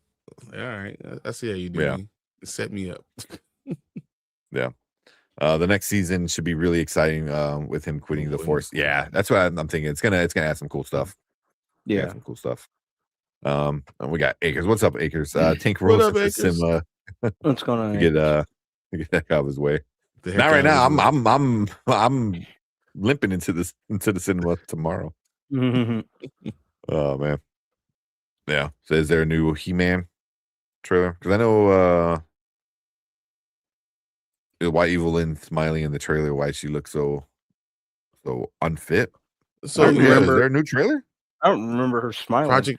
Project Hail Mary had the trailer and people were loving it. I can't wait for that movie.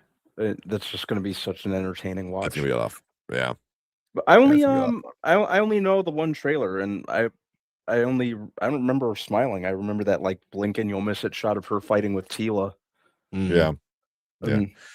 So there's a trailer I want to send you. It's for the Jack Ryan movie. It's got John Krasinski in it. I haven't watched that trailer, but I saw a thumbnail for it. It's going to be on Prime Video. Nice. Jack Ryan comes out all the time, but that's another one because a couple of the Jack Ryan books I have read. That's another example of a series working better for me than any of the movies did. Yeah. Mm-hmm. Yeah, 100%. Well, one you got, because who was Jack Ryan in the movies? A couple people played Jack Ryan. First, it was Harrison Ford. Well, technically, Alec Baldwin played him too in Hunt for Red October. So if you want to count him, and then it was Harrison Ford, and then Ben Affleck, and then Chris Pine. The Chris Pine's the one I remember the most. I remember Chris Pine. And they were like bigging up the Chris Pine one to be like this big like franchise they were gonna make it out of. And I remember that movie just being meh. Yeah.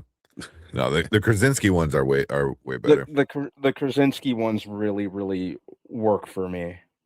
Yeah. I think out of the movies. Is it supposed to be a movie? The Jack Ryan one that we're talking about this one in Prime, it's a movie, right? It's not the TV show. It's a movie. It's a movie. No, it's gonna be a movie. Yeah, it's a movie. Yeah. Okay. Yeah. But because there's what two already, or three already of the John Krasinski one. I think there's 3 seasons. There's TV shows. It's show. Okay. But this is gonna be a movie. This is gonna be a movie. This is gonna be. Oh, okay. Okay. I was like, isn't it? Yeah. I think this is gonna like basically function as the finale of the show. Yep. Yeah. Of the character for it. Yeah. That'd be cool. You guys talk about that. I'm excited for the movie. I don't know. We getting one. I love the show. Yeah. The show I forgot it. Yeah, I forgot about it until I saw the trailer thumbnail. Yeah, because it comes out in May. May, I believe. Alison Brie slander. Thank you. Damn, really? Thank you. I will not stand for Alison Brie slander. Yeah. I'm totally on board with her as Evil Lynn. 100%. Yeah, so there's 4. He said there's 4 seasons. All right, then I might be behind on a season. Oh, thanks, man.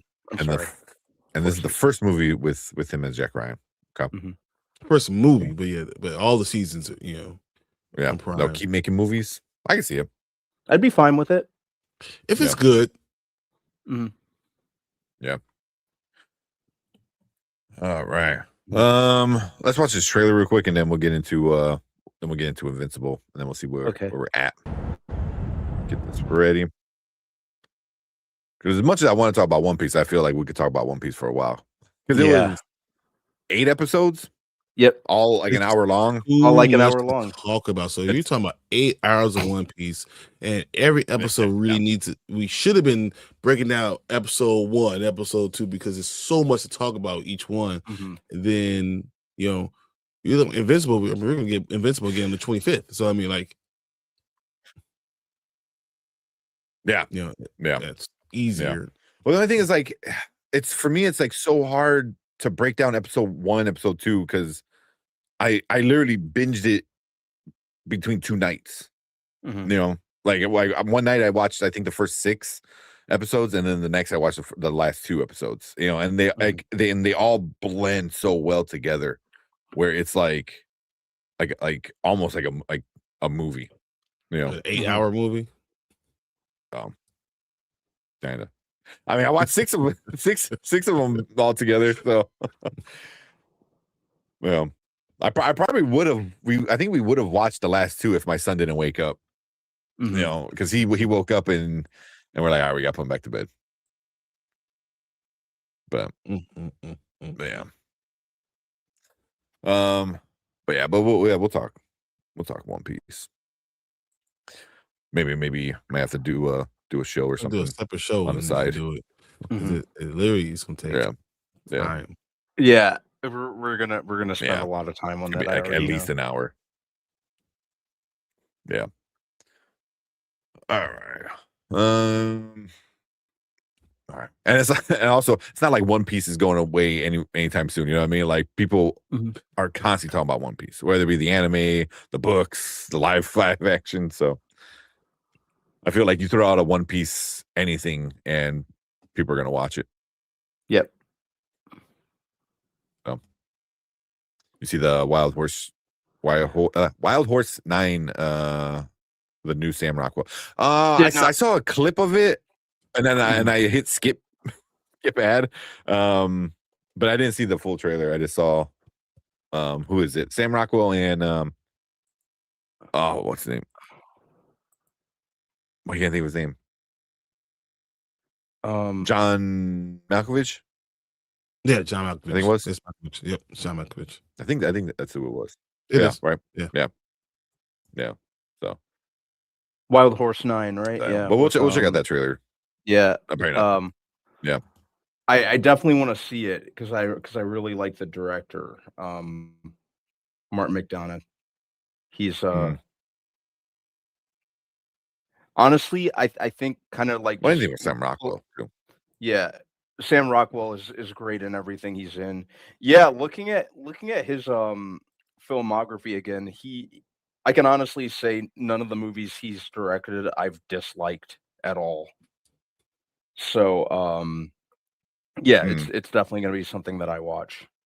We're funny. We're like, hey, we hardly have enough time to do this, and then 10-minute rant, and then I know with everything. I'm like, what are we doing? Yeah.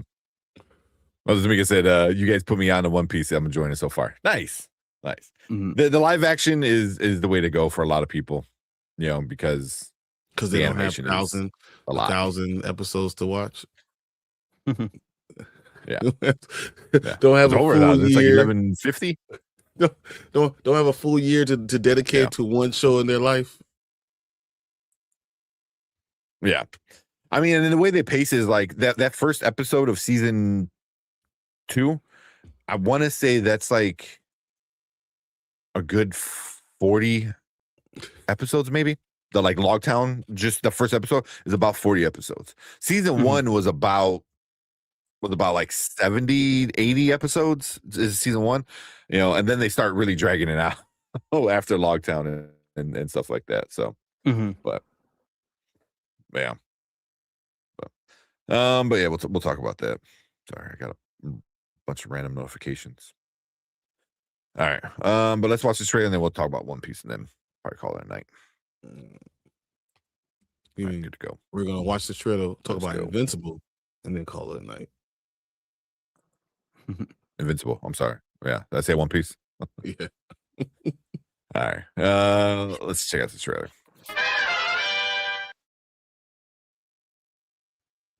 All right, what is up? Welcome to Spoiler Kings. We got another trailer reaction for you guys tonight. This is the Desert Warrior, the new Anthony Mackie trailer. It's kind of an indie trailer. It's not, I don't think a big company is behind it yet. Anthony Mackie, all he does is work. So find somewhere. But it's something I'm kind of curious about. You know, I know a few people in our chat were asking about it as well. So it's been out for a little while, so I figured let's check it out.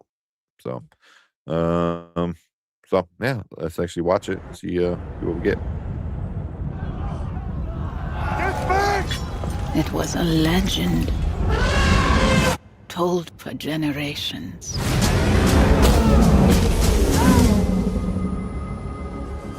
The forgotten warrior. And the princess in exile. I think the audio's not synced up right. The land was ruled by fire and blood. That old man is no longer a king.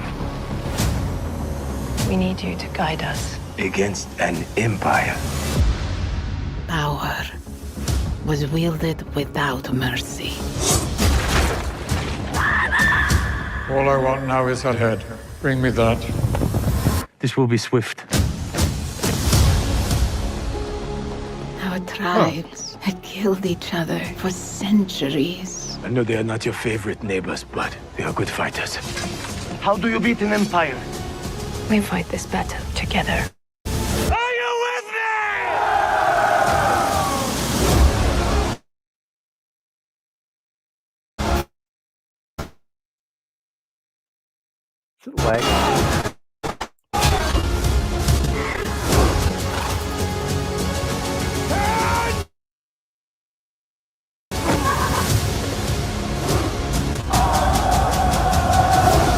I'm tired of fighting. You have no choice. Give me the go!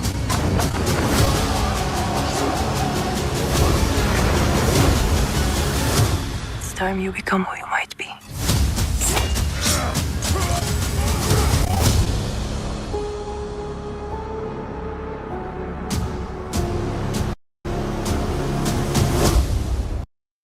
All right. Was it laggy at one point? Because my computer was- just like I didn't see it at all. Like, completely Yeah, like the crapped out. last half of it was super laggy for me. I didn't see hardly anything Mhm. past like the halfway point. Okay. Yeah. I don't know why, like, everything decided like, right now when I'm trying to do this thing, like, oh, you want 15 notifications about something stupid? Mhm. So The MCU definitely took a different direction. like literally I got like a yeah, because I didn't even see most of that trailer because everything was blacked out. Yeah, I was skipping at the end. Yeah, I mean, it was skipping for me almost the entire thing. What's the name of that movie? The one? Desert Warrior. Oh, I don't get. This is why I stopped sharing stuff on my computer. Mhm. Oh man, and I know it's not my internet. My internet's like super fast. Like I tested every time before I go live, so it's something on my computer that just Yeah, I was gonna tell you Doesn't right like when you doing were starting it, it was getting laggy already. And I was like, yeah. eh. Marvel PC. Want to try this one more time? Because I'm not even gonna download it. We can just watch from here. Yeah, that's fine. All right, but go ahead. You want to start again, or you just want to watch it? No, start again. No, sorry, just watch it. I mean, Okay. yeah, no, I can edit it.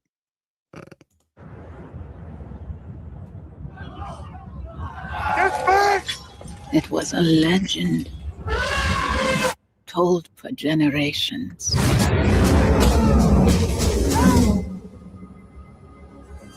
The forgotten warrior.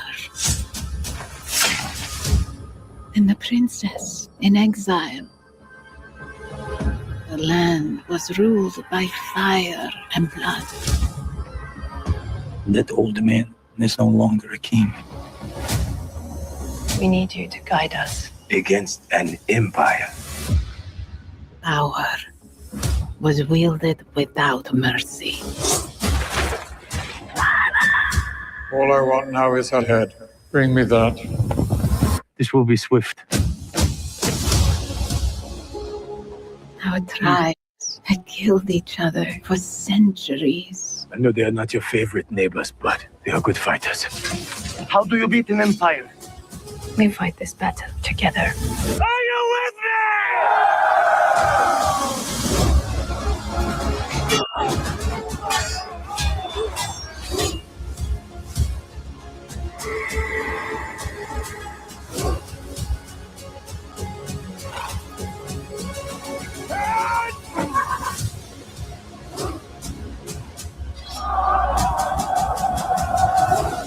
I'm tired of fighting. You have no choice. Give me the go!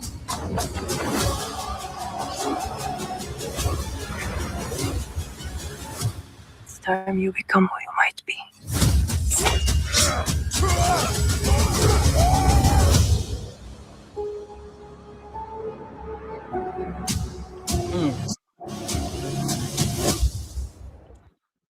Okay. That looks It pretty doesn't good. It looks pretty good. Yeah, it That doesn't didn't look bad cheap at all. No, No. and it's got a decent director, Rupert Wyatt, who did Mhm. Rise of the Planet of the Apes. You have to And- admit that. I'm always gonna give an adventure type movie a shot because I don't think we Mhm. get enough of them, especially. So yeah, this is enough for me to go on. At the absolute least, I think it looks watchable. It's got a solid cast to back it up. Yeah. This is the movie that was been on the shelf for 5 years? Really? Really. Yeah. Yeah. I don't know anything about this movie, so like after this trailer, I kind of want to look into it all a little bit more. What the hell is But- this? Yeah, me too. Well, jokes aside, yeah, great cast. It does look really interesting. Really good cast. Really good cast. Yeah, but you know, obviously like see like Lawrence Fishburne of Arabia. I like that. Well, that's the thing now too is that you have so many actors who have been in the MCU that you can be like, oh look, the Mandarin and Captain America are in a movie together. you From know? time to time, I think about exactly that.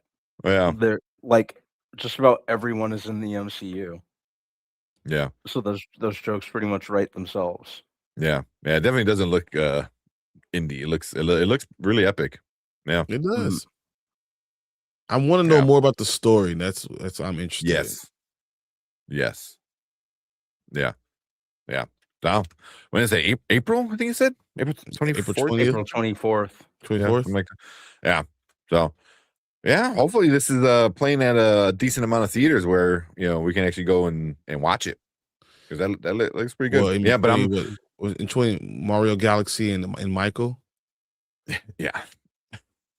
I'm not saying it's gonna make a lot of money, but it is something I wouldn't mind watching. I'm gonna have to take like Same. vacation days this summer just to go to the movie theater just to see all these picture movies. Like I'm taking 2 days off. What are you gonna do? Well, go see like 3 movies.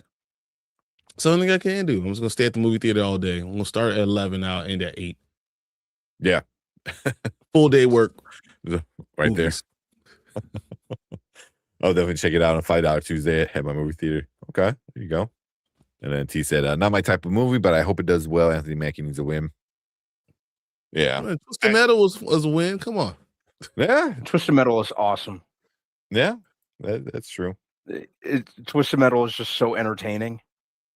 I mean, and then Captain America, still did make more money than almost every other MCU movie last year.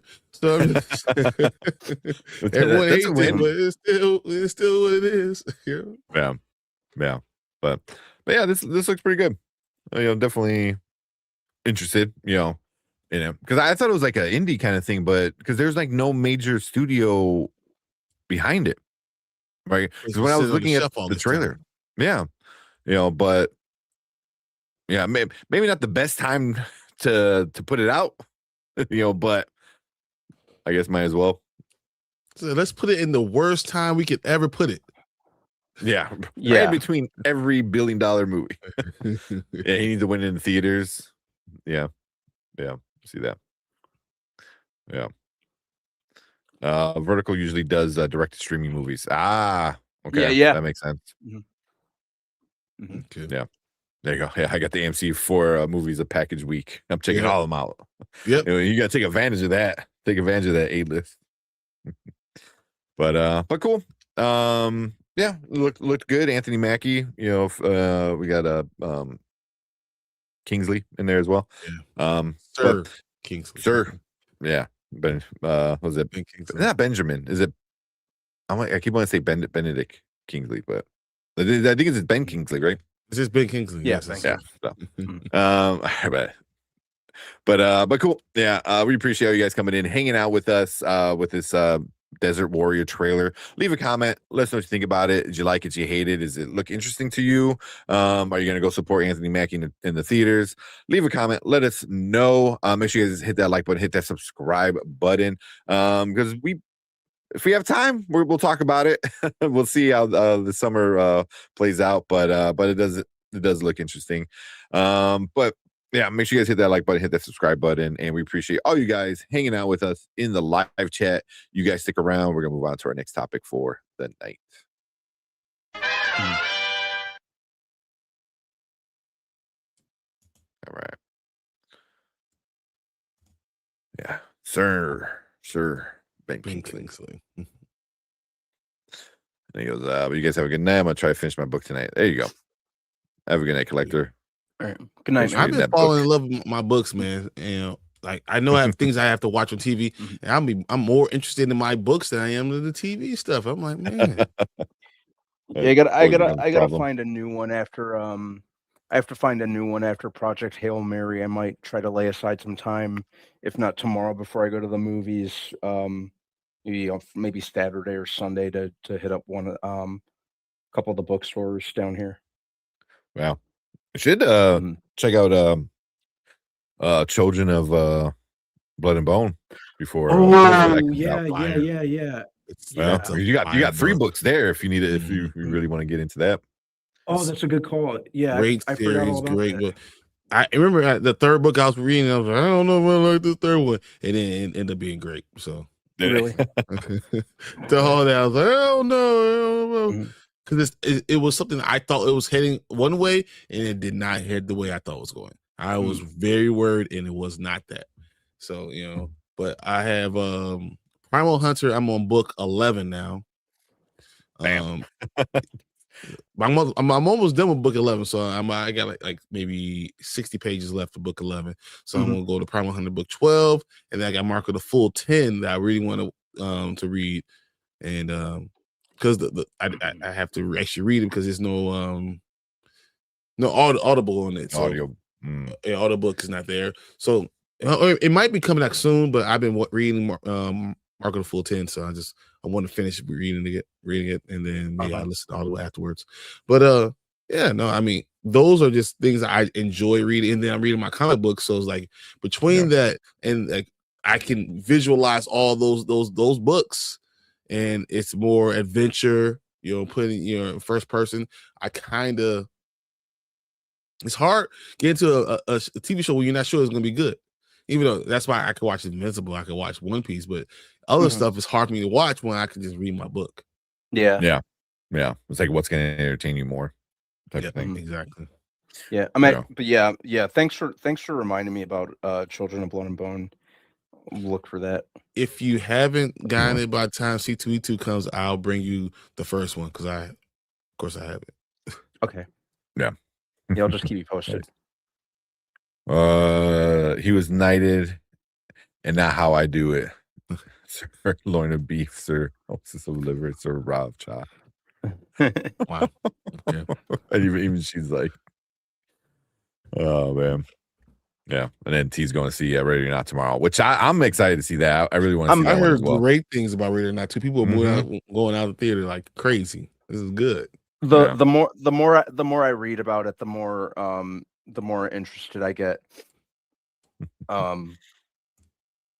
So yeah, I'll lay aside some time on maybe even as soon as Saturday. I've been going to the AMC theater over here during either the morning or like the early afternoon. Yeah. So yeah, definitely I'm gonna hoping Sunday I can go. Hopefully. Mhm. That's my goal. For Let's see, Ready or Not? For Ready or Not.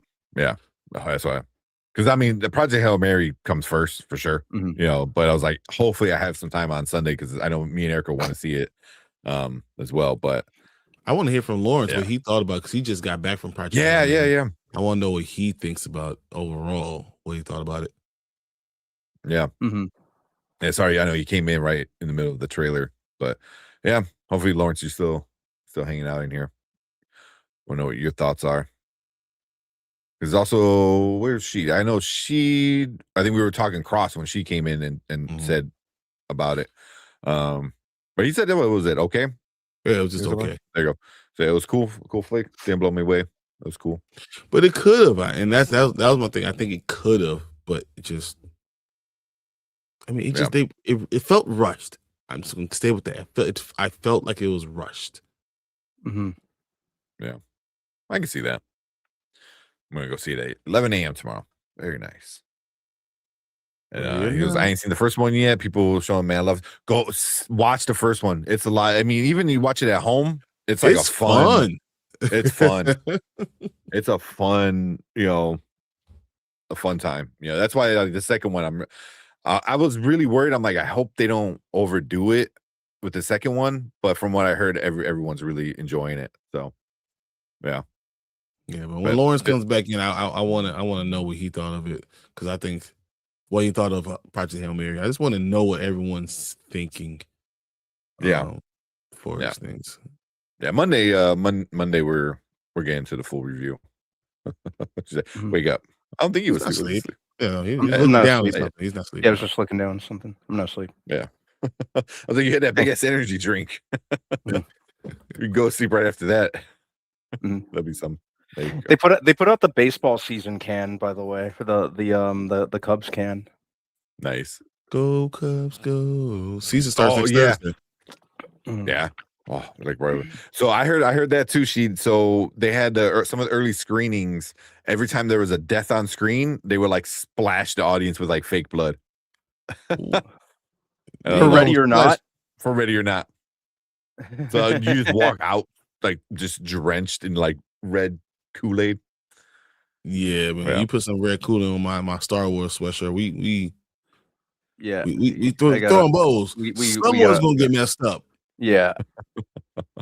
Yeah, pass. Yeah, I love the movie. I'm like really excited to see it. I don't want that. It's the same thing where like people were watching The Long Walk as they were like on treadmills. I was like, that doesn't sound entertaining, like I know it's like stupid as shit, but it's like, I don't want to be on the treadmill for the duration of a movie while I'm watching a movie. I don't want to punch someone's teeth out. Yeah, I know. It's like, oh, while I'm watching Creed, every time he throws a punch, we're gonna punch you in the face. I was like, no, I'm good. Yeah. I want to see who's that guy who's gonna punch me in the face. Gallagher. Let's see.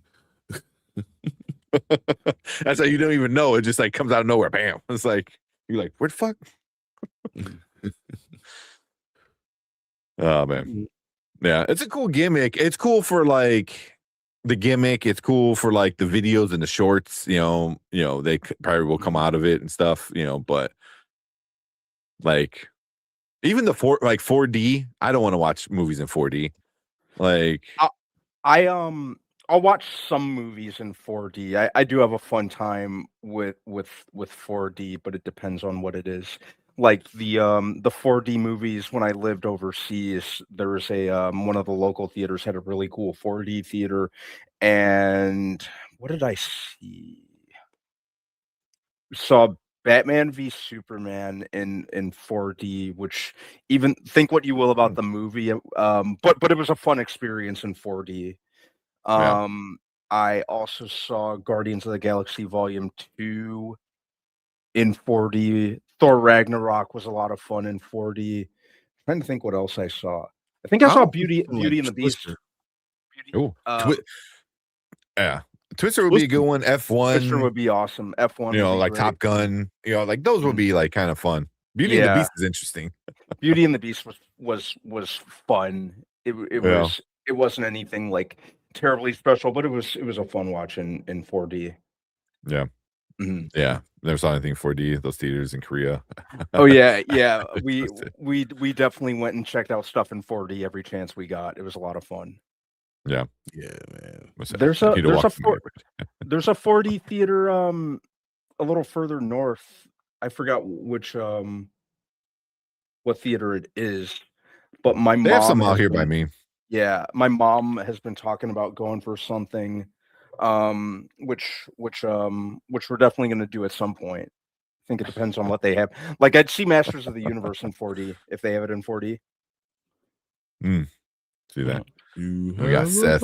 What's up, Seth? He's over on our Vert stream. I would die on the hill that Abrams could given us a good story if Johnson didn't take over for the 8th episode and force Abrams. Don't take us down this hole, man. No. Take us down. I was almost ready. He said it. I was getting ready to say, "Yeah, let's do this." We're crack your knuckles and like. I'm gonna But I 100% agree with you, man. I'm gonna very cautiously sidestep that topic tonight. No, I'm saying 100%. You were right. Everyone else is wrong. It would have been a good story.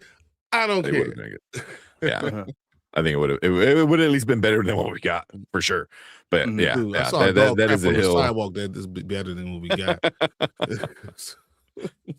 Yeah. After processing Project Hail Mary, I think it's a little overhyped. It's just okay. Would be a later for me. Okay. Interesting. I really love the book, and that's why I was so against. Like, I just feel your like expectations were so high. Yeah, but you'll see it. It's rushed. The book is freaking great. But is it rushed because it's so detailed and there's no way to get that much detail into it? It's possible. Is there a lot to cut out? No, there's not a lot that you can cut out. Actually, it might be that I wanted more. It might be that I wanted more. That's 15, 20 more minutes more. I probably wanted a full 3 hours because I feel like they rushed certain things that could have been. Yeah, there you go. Lauren said it was good. It was good. Okay. And he's saying Radio Now 2 was good. There you go. You saw We did both the double feature. That's awesome. Wow, dude. Yeah. You got the I'm going to. I'm saying, like Steve said, I'm gonna die on the hill that Star Wars had a good run. Let's move on. That's not bad. Yeah, it felt like 3 hours too. I just feel like they run. I can't wait to talk about it Monday because Monday I'll be able to tell you all the things what I'm thinking, but I can't say it because I don't want to ruin anything for anyone else. Yeah, like I'm still super hyped to go to see it tomorrow. Like I'm like super hyped to see it. You know, same. Just like I said, I really enjoy the book and just kind of reading up on everything leading up to it. I'm really I'm just curious to see how they how their approach. I'm always kind of curious to see book adaptations, especially when it's a book that I really, really like. Yeah. Well, Lauren said they could have cut some time down. Dude, I thought they ran through the first beginning. I mean, just ran through it. Yeah. Almost kind of feels like the I do agree book adaptation curse. They just speed run a lot of stuff from time to time. But then they stayed longer in other stuff they didn't have to. Really? Like to keep Rocky in the movie longer, that's what it was. Yeah. Ryan's big, but he's not like movie star put butts in seats big. Is Ryan not enough? Enough. Oh man. I thought the movie went by quick. Okay, man. You guys are like all the place. I think which is good. Long. I mean, it didn't feel long to me. Really?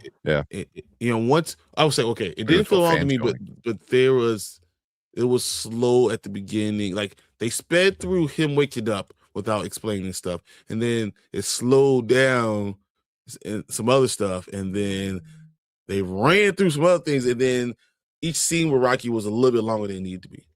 Mm-hmm. Okay. So like I guess I could probably watch. I'm gonna wait because I know Zach his review's out. I mean, even though I know what's gonna go on, I still kind of want to not watch any reviews until I see it. But yeah. Okay. But yeah, we're definitely gonna be talking about that on Monday, like for sure. That might be one of the first things we talk about. Oh yeah.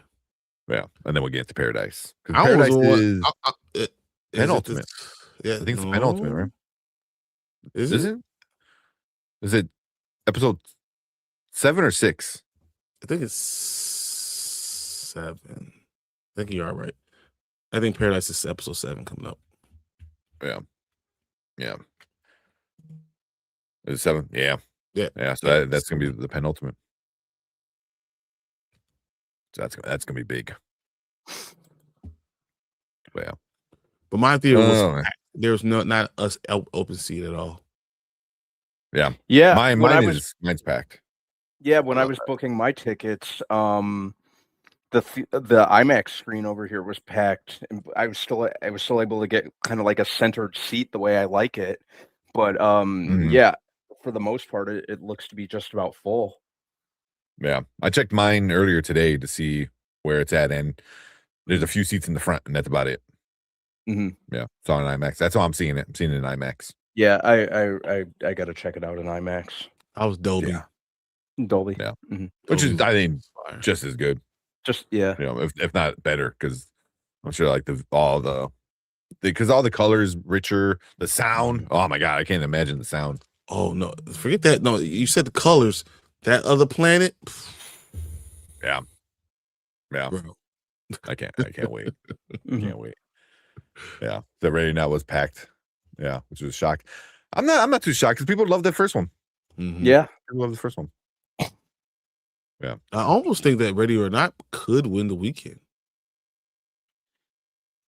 Could, but I think all the IMAX money going to Project Hail Mary is probably gonna be the If difference. I came back next weekend and it said that Hoppers won, Ready or Not was second, and Project Hail Mary was a close third, I wouldn't be surprised.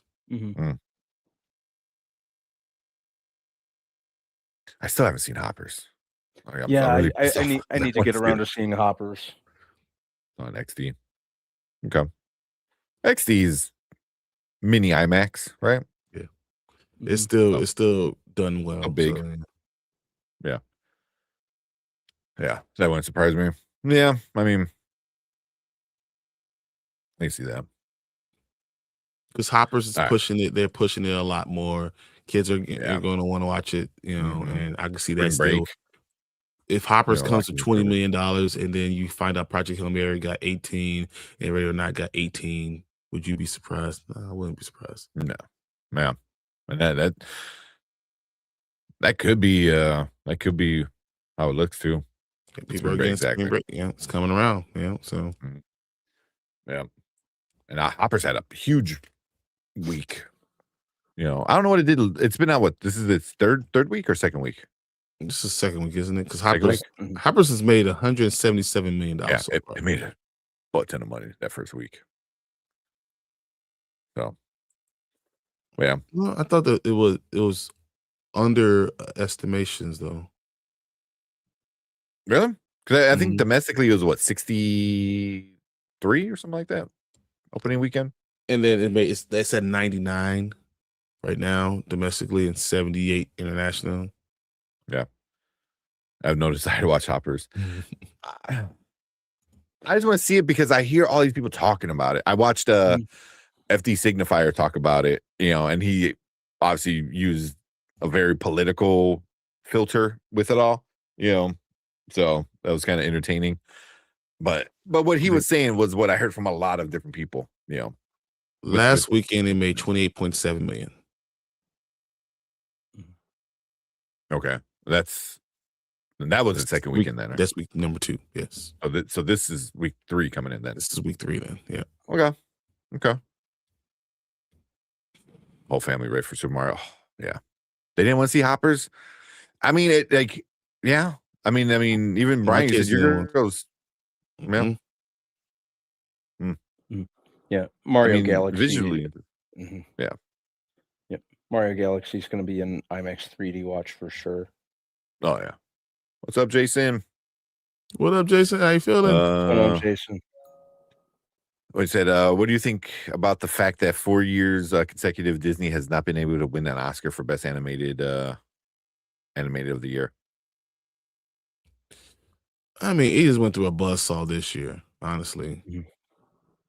Yeah, but also I'm sure Disney's like, oh, we didn't win an Oscar. We'll take our $2 billion from Zootopia, though.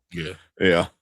It's the same thing with like, oh, Marvel hasn't won an Oscar for blah blah blah. Well, we'll take our $2 billion from Endgame. You can keep the trophy. Yeah. So I'm sure. I mean, they would like it, but I think they like the money better. Just saying. Agreed. No, I agree.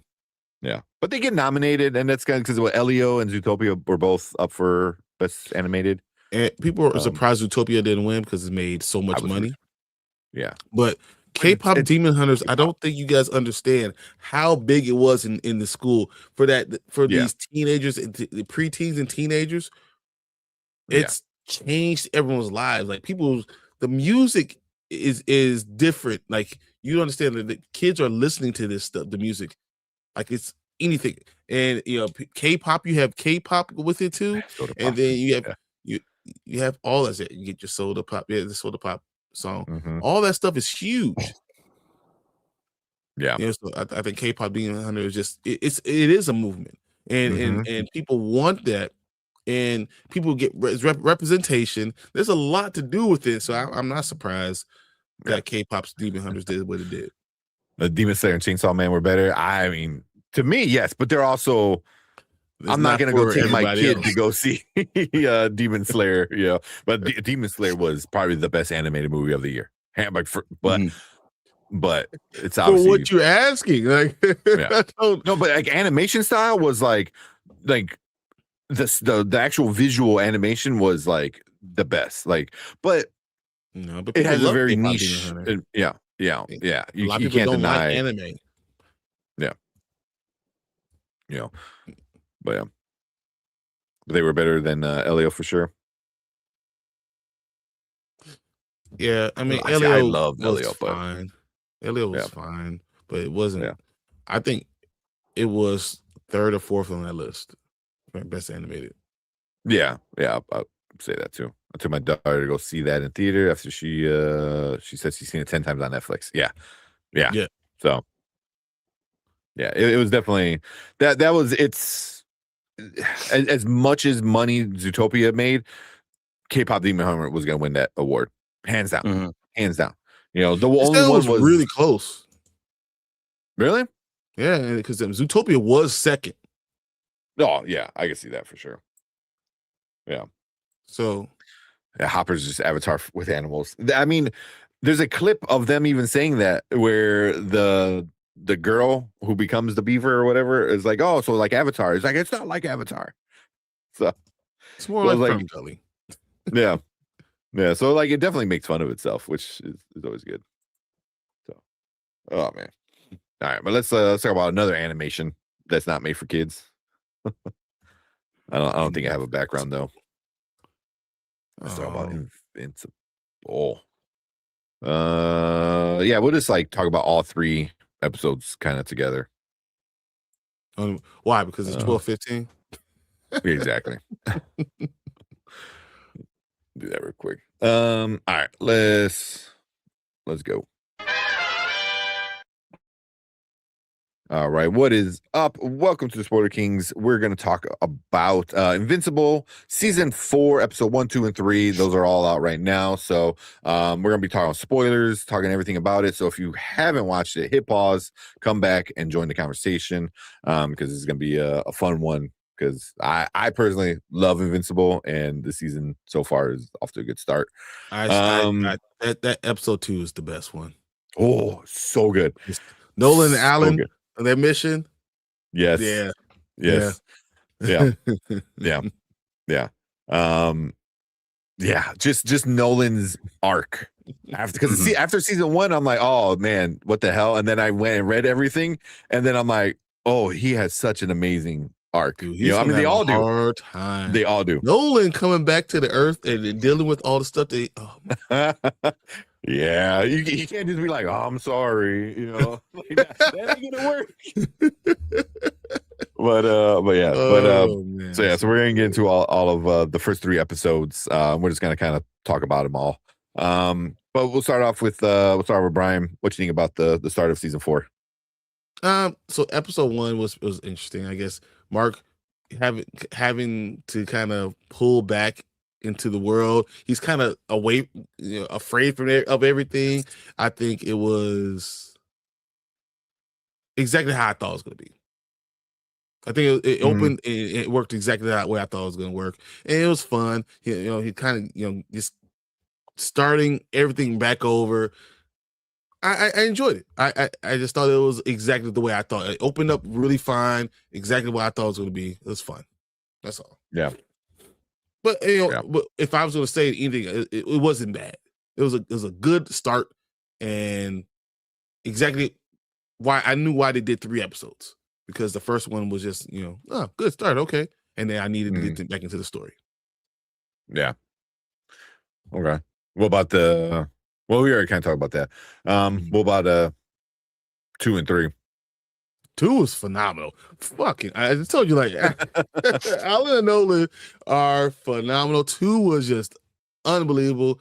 And you told me that when you were watching it, episode 2 is the one, and I was like, yeah, no, I had so much fun. Yeah. Mark kind of gets pulled back into the hero back into action with all the stuff, with all these threats coming around. I thought that was interesting, and then Mark trying to figure out who we can even trust in this world. I mean, there were real good questions being brought out in episode 2. That was it was great. I really thought episode 2 was the highlight of all of it. And then of course you get to episode 3. Yeah. It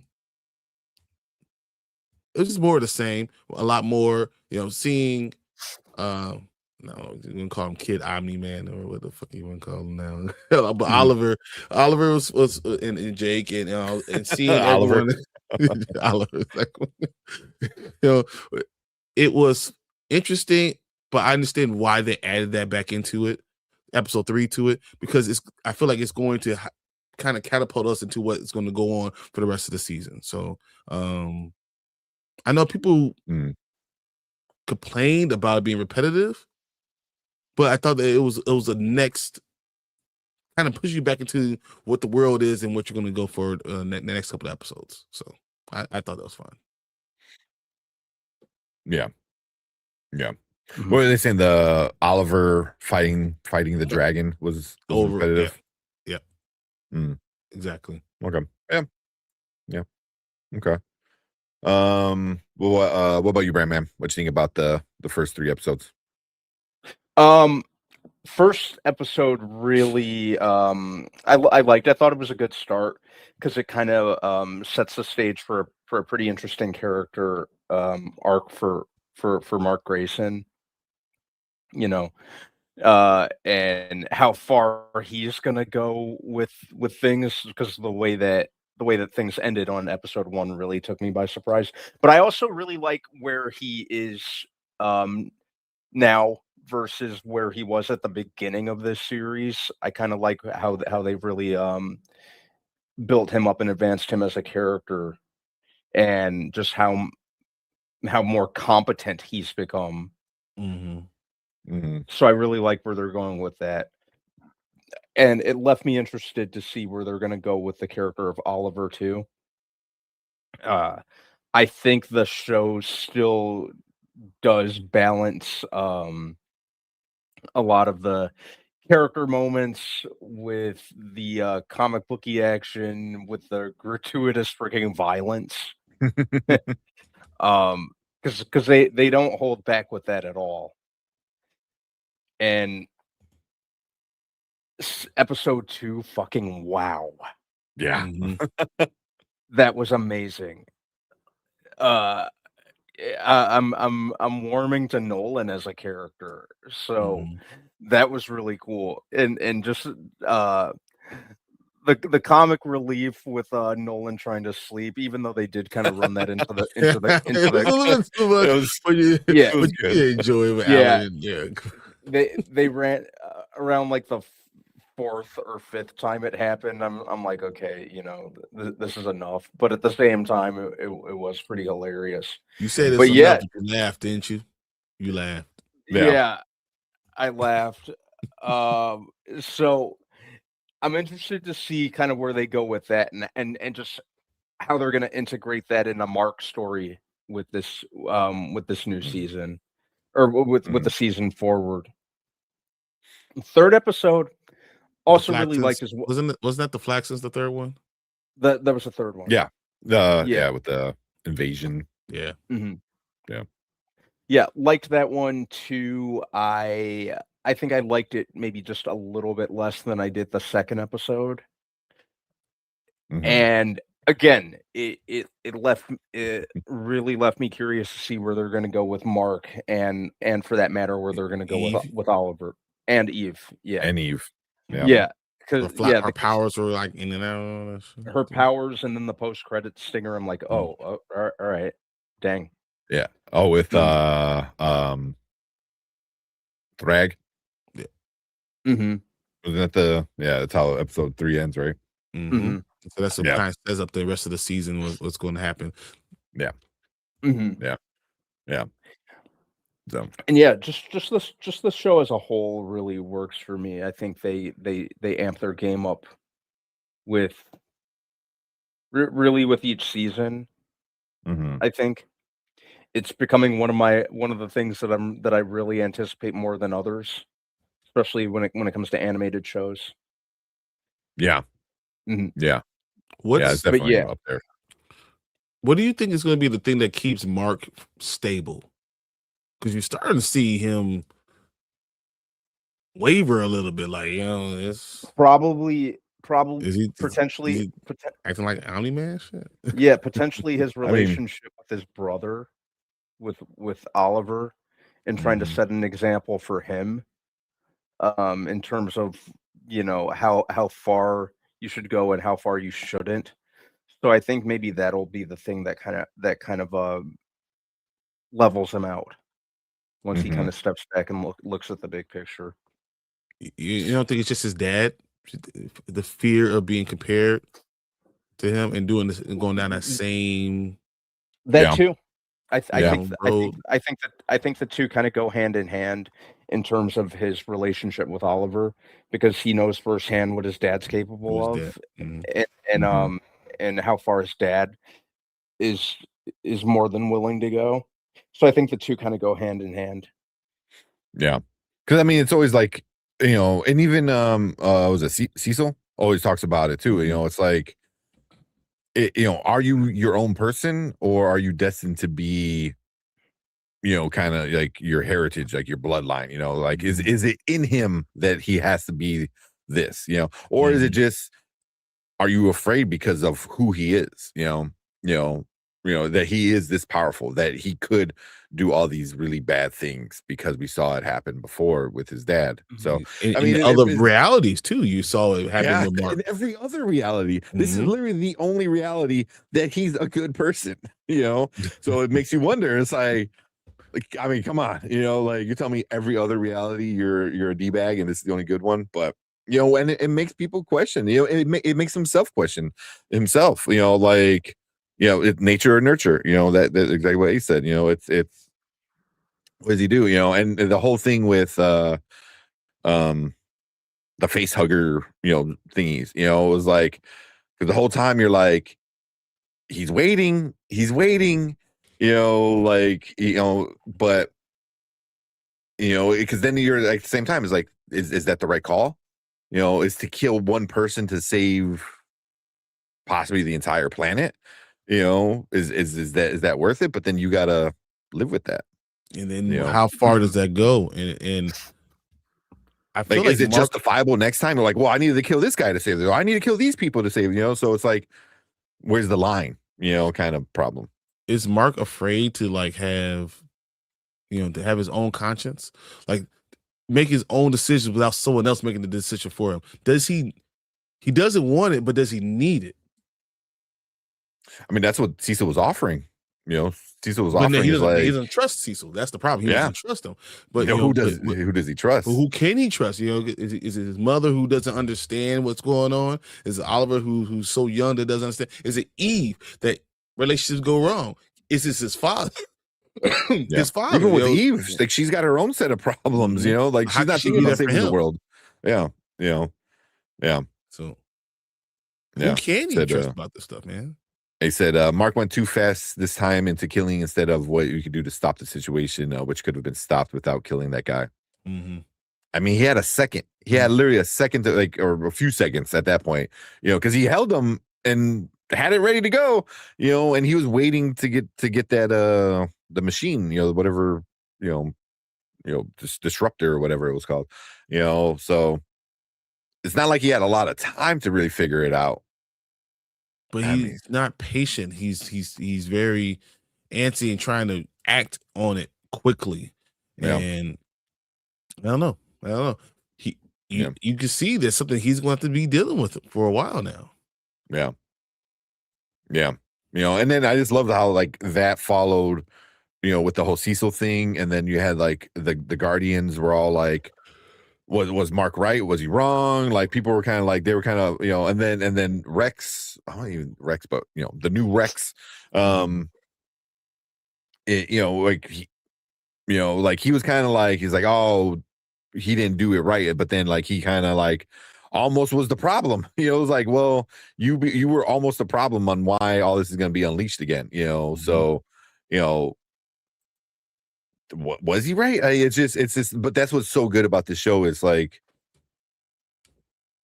you know, like what the right and wrong, you know, when you have that much power, you know, it's really interesting. I don't know. I mean, the Guardians have a lot of issues in stability too. So I mean, like there's no clear cut like this is going to be good for anyone. Yeah, you know, don't they move as fast as Superman? Kind of. I mean, that's the closest, you know, mainstream character that you can like really kind of put, like the like why I can't think of the names of that race. You're bring for now too. Right? Oh my god! I just literally had it. Oh my god! With Omni-Man and Invincible, like their race of Vitrium. Yeah. Vitramites. My bad. Yeah, Where the hell did I get Vitriums from? Stupid. Close enough. Vulturemites. Yeah.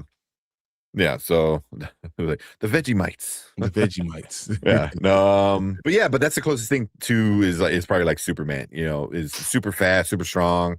You know, they just got the stupid ass mustaches. But even the mustaches, like in the comic books, they haven't got too much into the show on why they have it a little bit. You know, but in the comics they get into them a little bit more. They got into it in episode 2 about him shaving off the mustache. You know, and it was like he's like, oh, how dare you ask me to do that? You know, so yeah.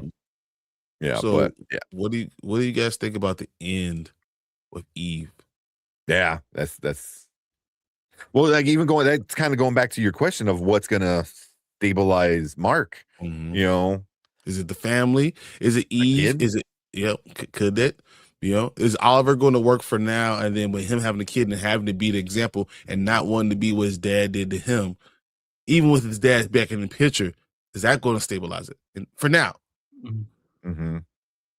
yeah, it could be his motivation, but is that going to be a stabilizing? You know, yeah, because I mean, once you have a kid, you know, your whole thought process changes, you know. Yeah. So it's definitely gonna affect him. You know, it's gonna affect him a lot. Mm-hmm. But yeah. I mean, there's still so much left. You know, the dinosaur. I forget what they're called, but the dinosaur dude. You know, like that kind of popped up like that. That's a super fun thing to get more. I have of. that comic book. I have that cover with the dinosaur with it. Nice. You know. Mhm. Yeah. So yeah, it's just. Yeah, Mark's still going through it, man. Like it's just you feel so bad for him.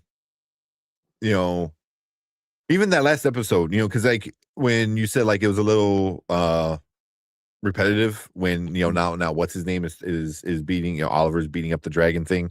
Yep.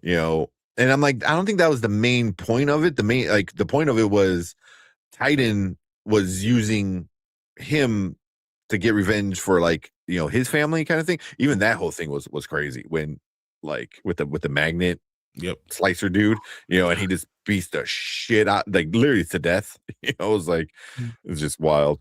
But it's like using him, but then Mark is so like focused on like protecting his Oliver? family now. Protecting like protecting Eve, protecting him, especially what Eve's dad told him.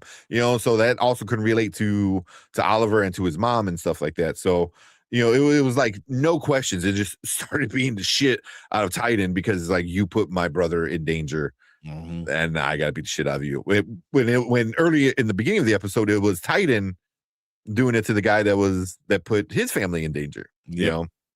So yeah, but luckily, I think Titan is a good enough guy where I don't think he wants revenge. Yeah, because he's like, I get it.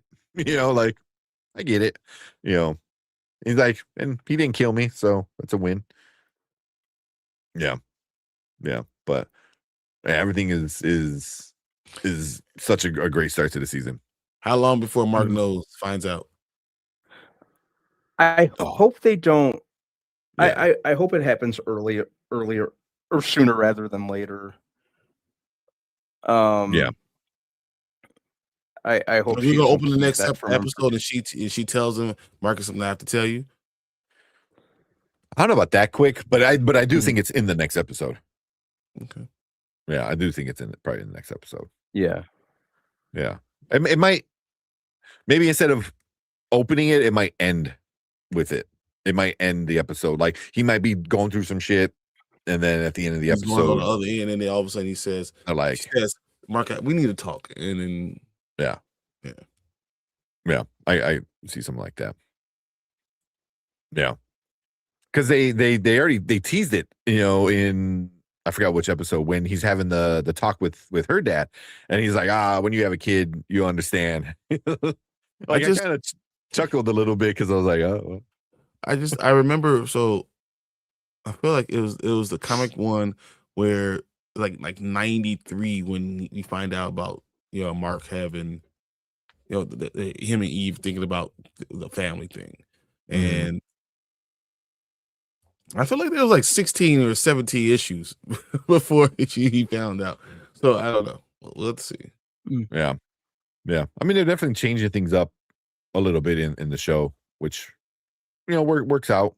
I mean, it's the same thing like with like the One Piece. It's like now that most of the story, you're able to like move things around a little bit so it makes more sense down the road. So yeah. So.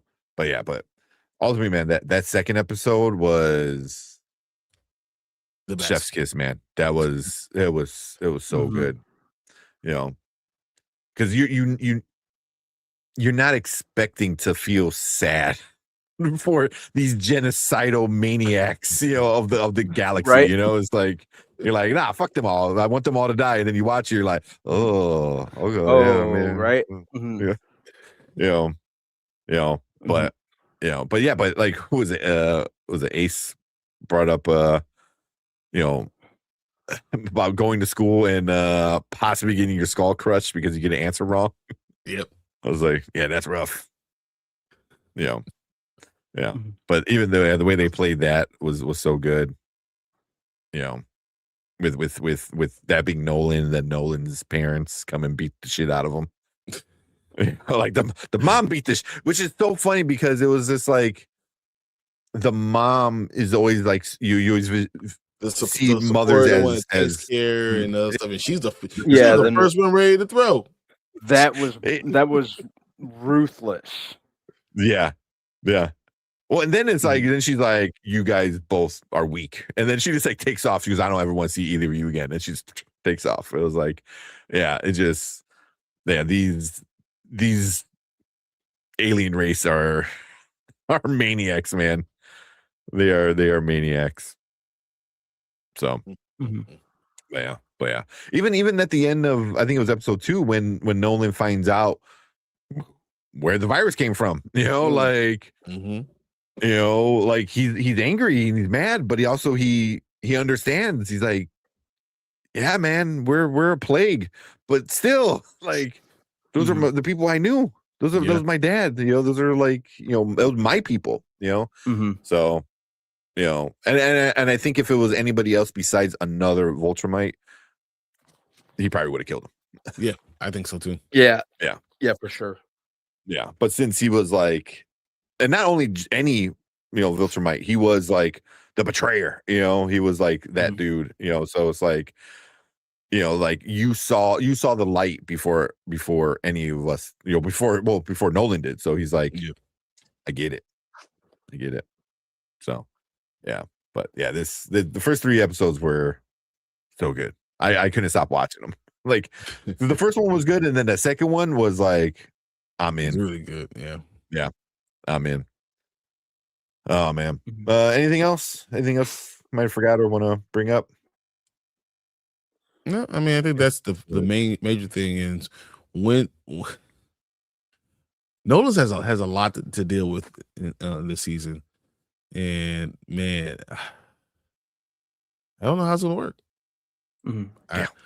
I don't know how he's gonna deal with it, with all the problems that he calls himself.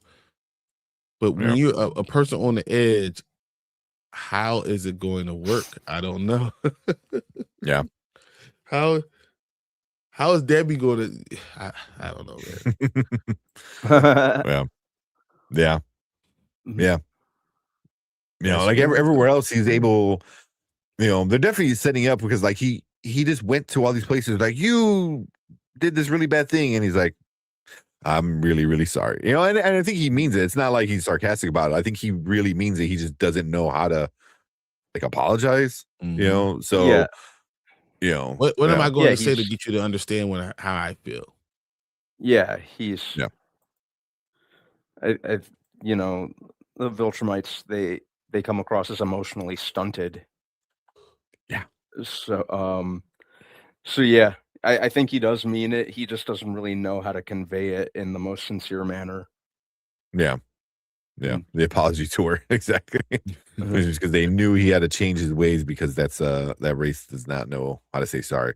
I mean, that's the thing. It's like, you're saying sorry is like I think on Earth it's not gonna fly as easily because they don't know what Viltrumites have done, to that extent.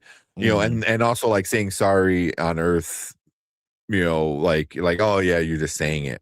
Like you also live there, so it's even more of a less of an excuse. You were their hero, so and what you did, you really it's betrayal. Yeah. So that's gonna be interesting once we get that. But then once we get Thrag is a bad problem. I don't know. The voice I heard in my head for Thrag, I don't know. I can't really pinpoint it, but it wasn't Lee Pace. But once I heard it, I was like, this fits. I like it, because he does have that very evil voice. Obviously in Guardians, it's not evil in Lord of the Rings, but he does have that very commanding kind of voice. So yeah. Who's voicing him? They still haven't said it. No, it's Lee Pace. They announced it. They announced it a few months ago. Yeah, Lee Pace. So, yeah, but the initial like hearing it was like very much Ronin, you know. It was very much like Ronin at first, but yeah, but he's a good voice actor. I agree. But he looks like a buff Freddie Mercury. Yeah, exactly. But I didn't hear Freddie Mercury like in my head. Though. You know, it was just like, I don't know the voice I heard in my head when I read him, but You didn't hear "We Are the Champions"? No, I did not. Yeah, must have saw that. Yeah, it was a few months ago at a convention or something. They announced Lee Pace is Thrag, so which is good. It's good. I don't know if they probably did it in the episode he showed up in. Yeah, you know, so, but yeah, but even Conquest is still alive. I was like, like, damn it, Cecil. Yeah. Yeah. All him in his back pockets. You can't, and this is why Mark can't trust nobody. Yeah, but then again, that goes towards what Mark was saying. He's like, if I kill this person, yes, it's very bad, but it will save countless lives. And then Cecil is like, yeah, but it's still not good to kill people. Meanwhile, I'm going to hold this thing and hold on to him, knowing he could have broken the entire earth. Yeah. Oh, yeah. Yeah, do it. But also, it's like he's like, oh, Angstrom and Conquest, and then I forgot his robot henchman buddy, Cecil. He's like, yeah, but technically neither of them are dead. I was like so what are we talking about? So I thought that was kind of funny. But he's like, yeah, but he don't know they're not dead. Mama Bear says, Mama, just kill the man. Yeah, but for him, it's like just kill the planet. Oh man. Yeah, that's the standard look for Viltrumites. It is like buff with mustaches, and then as you get older, Also, I loved young Nolan looking like Mark, because I'm like, damn, that looks like Mark. And then that was great. That was great. Yeah. The more like we will rock you. Yeah. Oh, Mark is gonna he's gonna lose his shit when he finds out that Cecil is like, oh my god, they're going to try to stop him from killing Cecil. That's gonna be tough. Yeah. But also, I mean, is it kind of a relief? But also the dude did kill like the woman you love, like he ripped her in half, more or less. So if there was anybody you wanted to kill, it's probably Conquest. Yeah. And justify it. You can justify it easily. Yeah. Last few comments, and then we'll finish off for the night. Do you guys like the changes if you have read the comic books he's been putting in, especially if there's a whole new arc this season that was in the comic? Yeah, that's what Kirk, what's his name? Kirkman. Yeah. He said he put in new things. Well, I like the changes they've been making on the TV show. They kind of work to the show's advantage. Yeah. Even adding new little storylines and stuff like that. Like, it makes sense. It's a new medium, so you have different ways to tell stories. So yeah, add something new. And then it makes comic book readers not bored. Exactly. But, I already know what's gonna happen. Well, no, I don't. Yeah. Like, you're still staying true to majority of the story and the main story and everything like that. Still, you're staying true to it, but then you're adding new stuff and it's fun. It would have been funny if the song make a clap come up every time they were in the bedroom and Nolan had to hear it. Oh no, that'd be bad. It was funny. Like, they did outdo it a few times, but every time they did it, I laughed because it was very a hard cut to it. It was like, because he's like, oh, I slept in worse conditions, and then it's just a hard cut to like the loud sex noises, and it caught me a couple times when they're like, oh, it's gonna take a few days to get here, and he's like, oh, a few days, and then it cuts to it again. It was like, so they did a pretty good job with it, but yeah, they did beat it down into the ground a little bit, but it was fun. Yeah. Oh man. Yeah. Yeah. Also, his Alan's girlfriend, I can't remember her name. As soon as she sees Omni-Man. I'm like, where the hell did she get a gun from? It's just like out of nowhere, just bam. So, Oh yeah. well, it said the dad legitimately trying to test Nolan. It looked like his mom was trying to take his ass out. Yeah. Yeah. No, his mom was like, you're gonna die. You were gonna die. Yeah, loony nut. Yeah. That was Yeah, crazy. It was like that's payback for all the pain you caused when I gave you birth. For being born. Beat the shit out of him. Yeah, I'm like, but then I'm like, what's the point if like you beat your kid to death? You know, like there's gonna be no Viltrumites to carry on, And that's why there's only like 58 of them left. Yeah, now, yeah. But even like, what they did with making the ring of the planet, all the bodies, you know, it just like puts in perspective like how many died that they made a freaking ring, like a planet ring, like. Yeah. Craziness. Yeah. But it's also like how psychotic they are. It's like, because they could have sent them into the sun or done whatever, but like, no, we're going to have it there. So it's constantly visible. A reminder. Yeah. Exactly. They didn't really think that through. Yeah. But it shows how psychotic they are. It's just like, once they get into that mode of beating the fuck out of them, you know.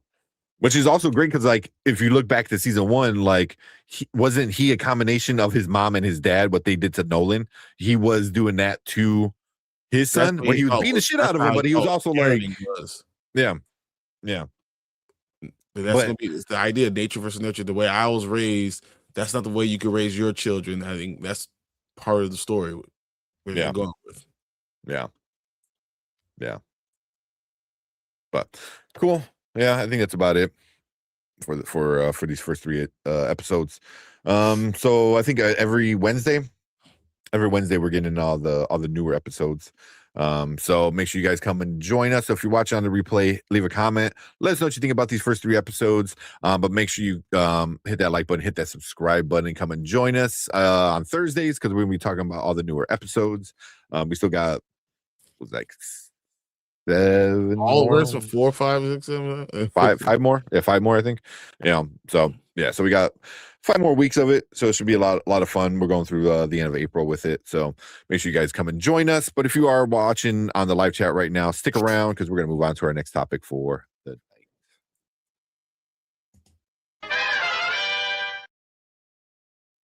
Cool.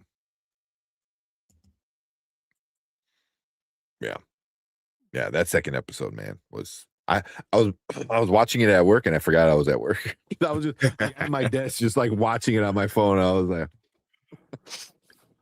coming, people knocking on the door. Anthony, yeah, I'll be with you in a second. I'm finishing up to something. Exactly. Waving people off. Well, no, I got a temp that's still helping me out for another like 3 more weeks or so. So I was like, hey, talk to Bob. Leave me alone. Yeah, but all right. You guys got anything else? I think that was about it. Can't wait till you guys see Project Hail Mary. I'm gonna call you as soon as you're done tomorrow. I want to know what you're thinking. Mm-hmm. Yeah, for sure. Yeah, so I go at 6:30. So I'll probably walk out 9:30. About 9:30, 10 o'clock. Yeah. I go at 3:15.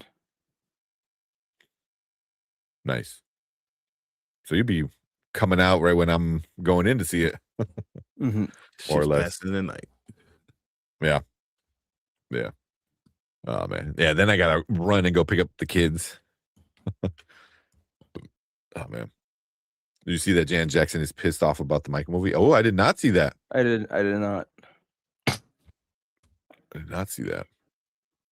Yeah, I saw this from Akers, made me laugh. He goes, think about this to be CEO of Viacom. He's like, yeah, I'll do it my way. Yeah. Viacom. Yeah.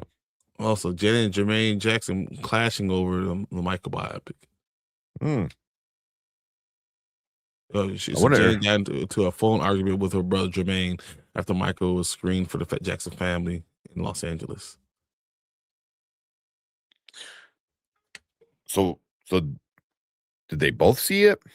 Yeah, so the entire family saw it. Okay. Yeah, they asked her if she wanted to be in the movie or be part of it. She said no at the movie premiere. She trashed it, but everyone else, including his mother, loved it. Hmm. Huh. So I wonder why she has a problem with it. Said her own boyfriend is said to have cheered and said, "Now that's a movie." I mean, I get it. I mean, it's your brother. I know they were, very, very close. Obviously, but so I get like maybe her just wanting to protect, his image at all, like no matter what, whether it be good or bad, just like no, like this, this is my brother. I don't want anybody to kind of This is do anything with crazy. it. I don't know. So TMZ says so. Janet's always been insanely jealous of Michael, and her career is in the toilet. That's what they're saying. Damn. Yeah, Really? As Jermaine had said, no she was a idea. little jealous. says so Janet's complaints do not stand alone about as the film has been marred with controversy since its inception. She's just upset about focusing on Michael. What? That's kind of crazy. Yeah, it's that's kind of Michael. It's exactly the opposite of what I just said. But Michael's own daughter Paris called the film script dishonest and filled with inaccuracies. She is no longer involved with the project either. Well, that's his daughter, though, right? It's a biopic. It's not real. It is fantasy. Says the narrative is being controlled. There's a lot of inaccuracies. There's a lot of full blown out lies. At the end of the day, it doesn't really fly with me. Who was in that? That's what Paris said. Paris said. Mhm.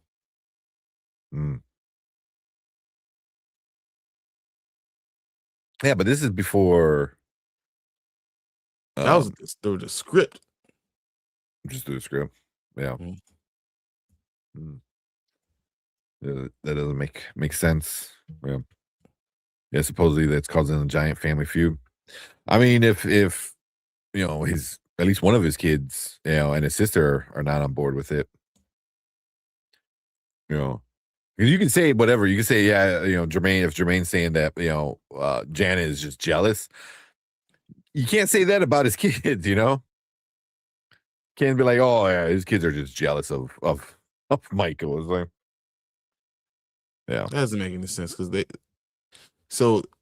say that either she's really, really jealous or she's really protective over him. They don't know which one's which. Yeah. Mm-hmm. Yeah, he jealous, not her. That's why I would assume more that she's like very protective, but I don't know, man. I mean, yeah. A lot. Yeah, he's jealous, not her. Yeah. I wish she was interesting, but after it makes $1 billion, let's see if they're still complaining. Well, so she gave up her status for the movie. Like she's like her share, get paid all of the stuff. She gave it up. Damn. Hmm. Damn. That's interesting. I mean, it's not like she needs the money, but still. Yeah. He lost lead singer to Michael. He did. Yeah. So that's interesting. But we'll see once the movie comes out. I mean, because I'm expecting the movie to definitely stretch some truth. It's because like the article you said, it's a biopic, so not everything's gonna be 100%. You gotta add the movie drama, to it sometimes. So yeah, the three kids were all executive producers on the film. It said that they were, and then that Paris gave up her part.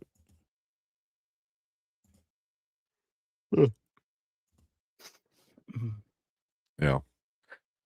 But also being an executive producer doesn't really mean much. You get paid off of it though.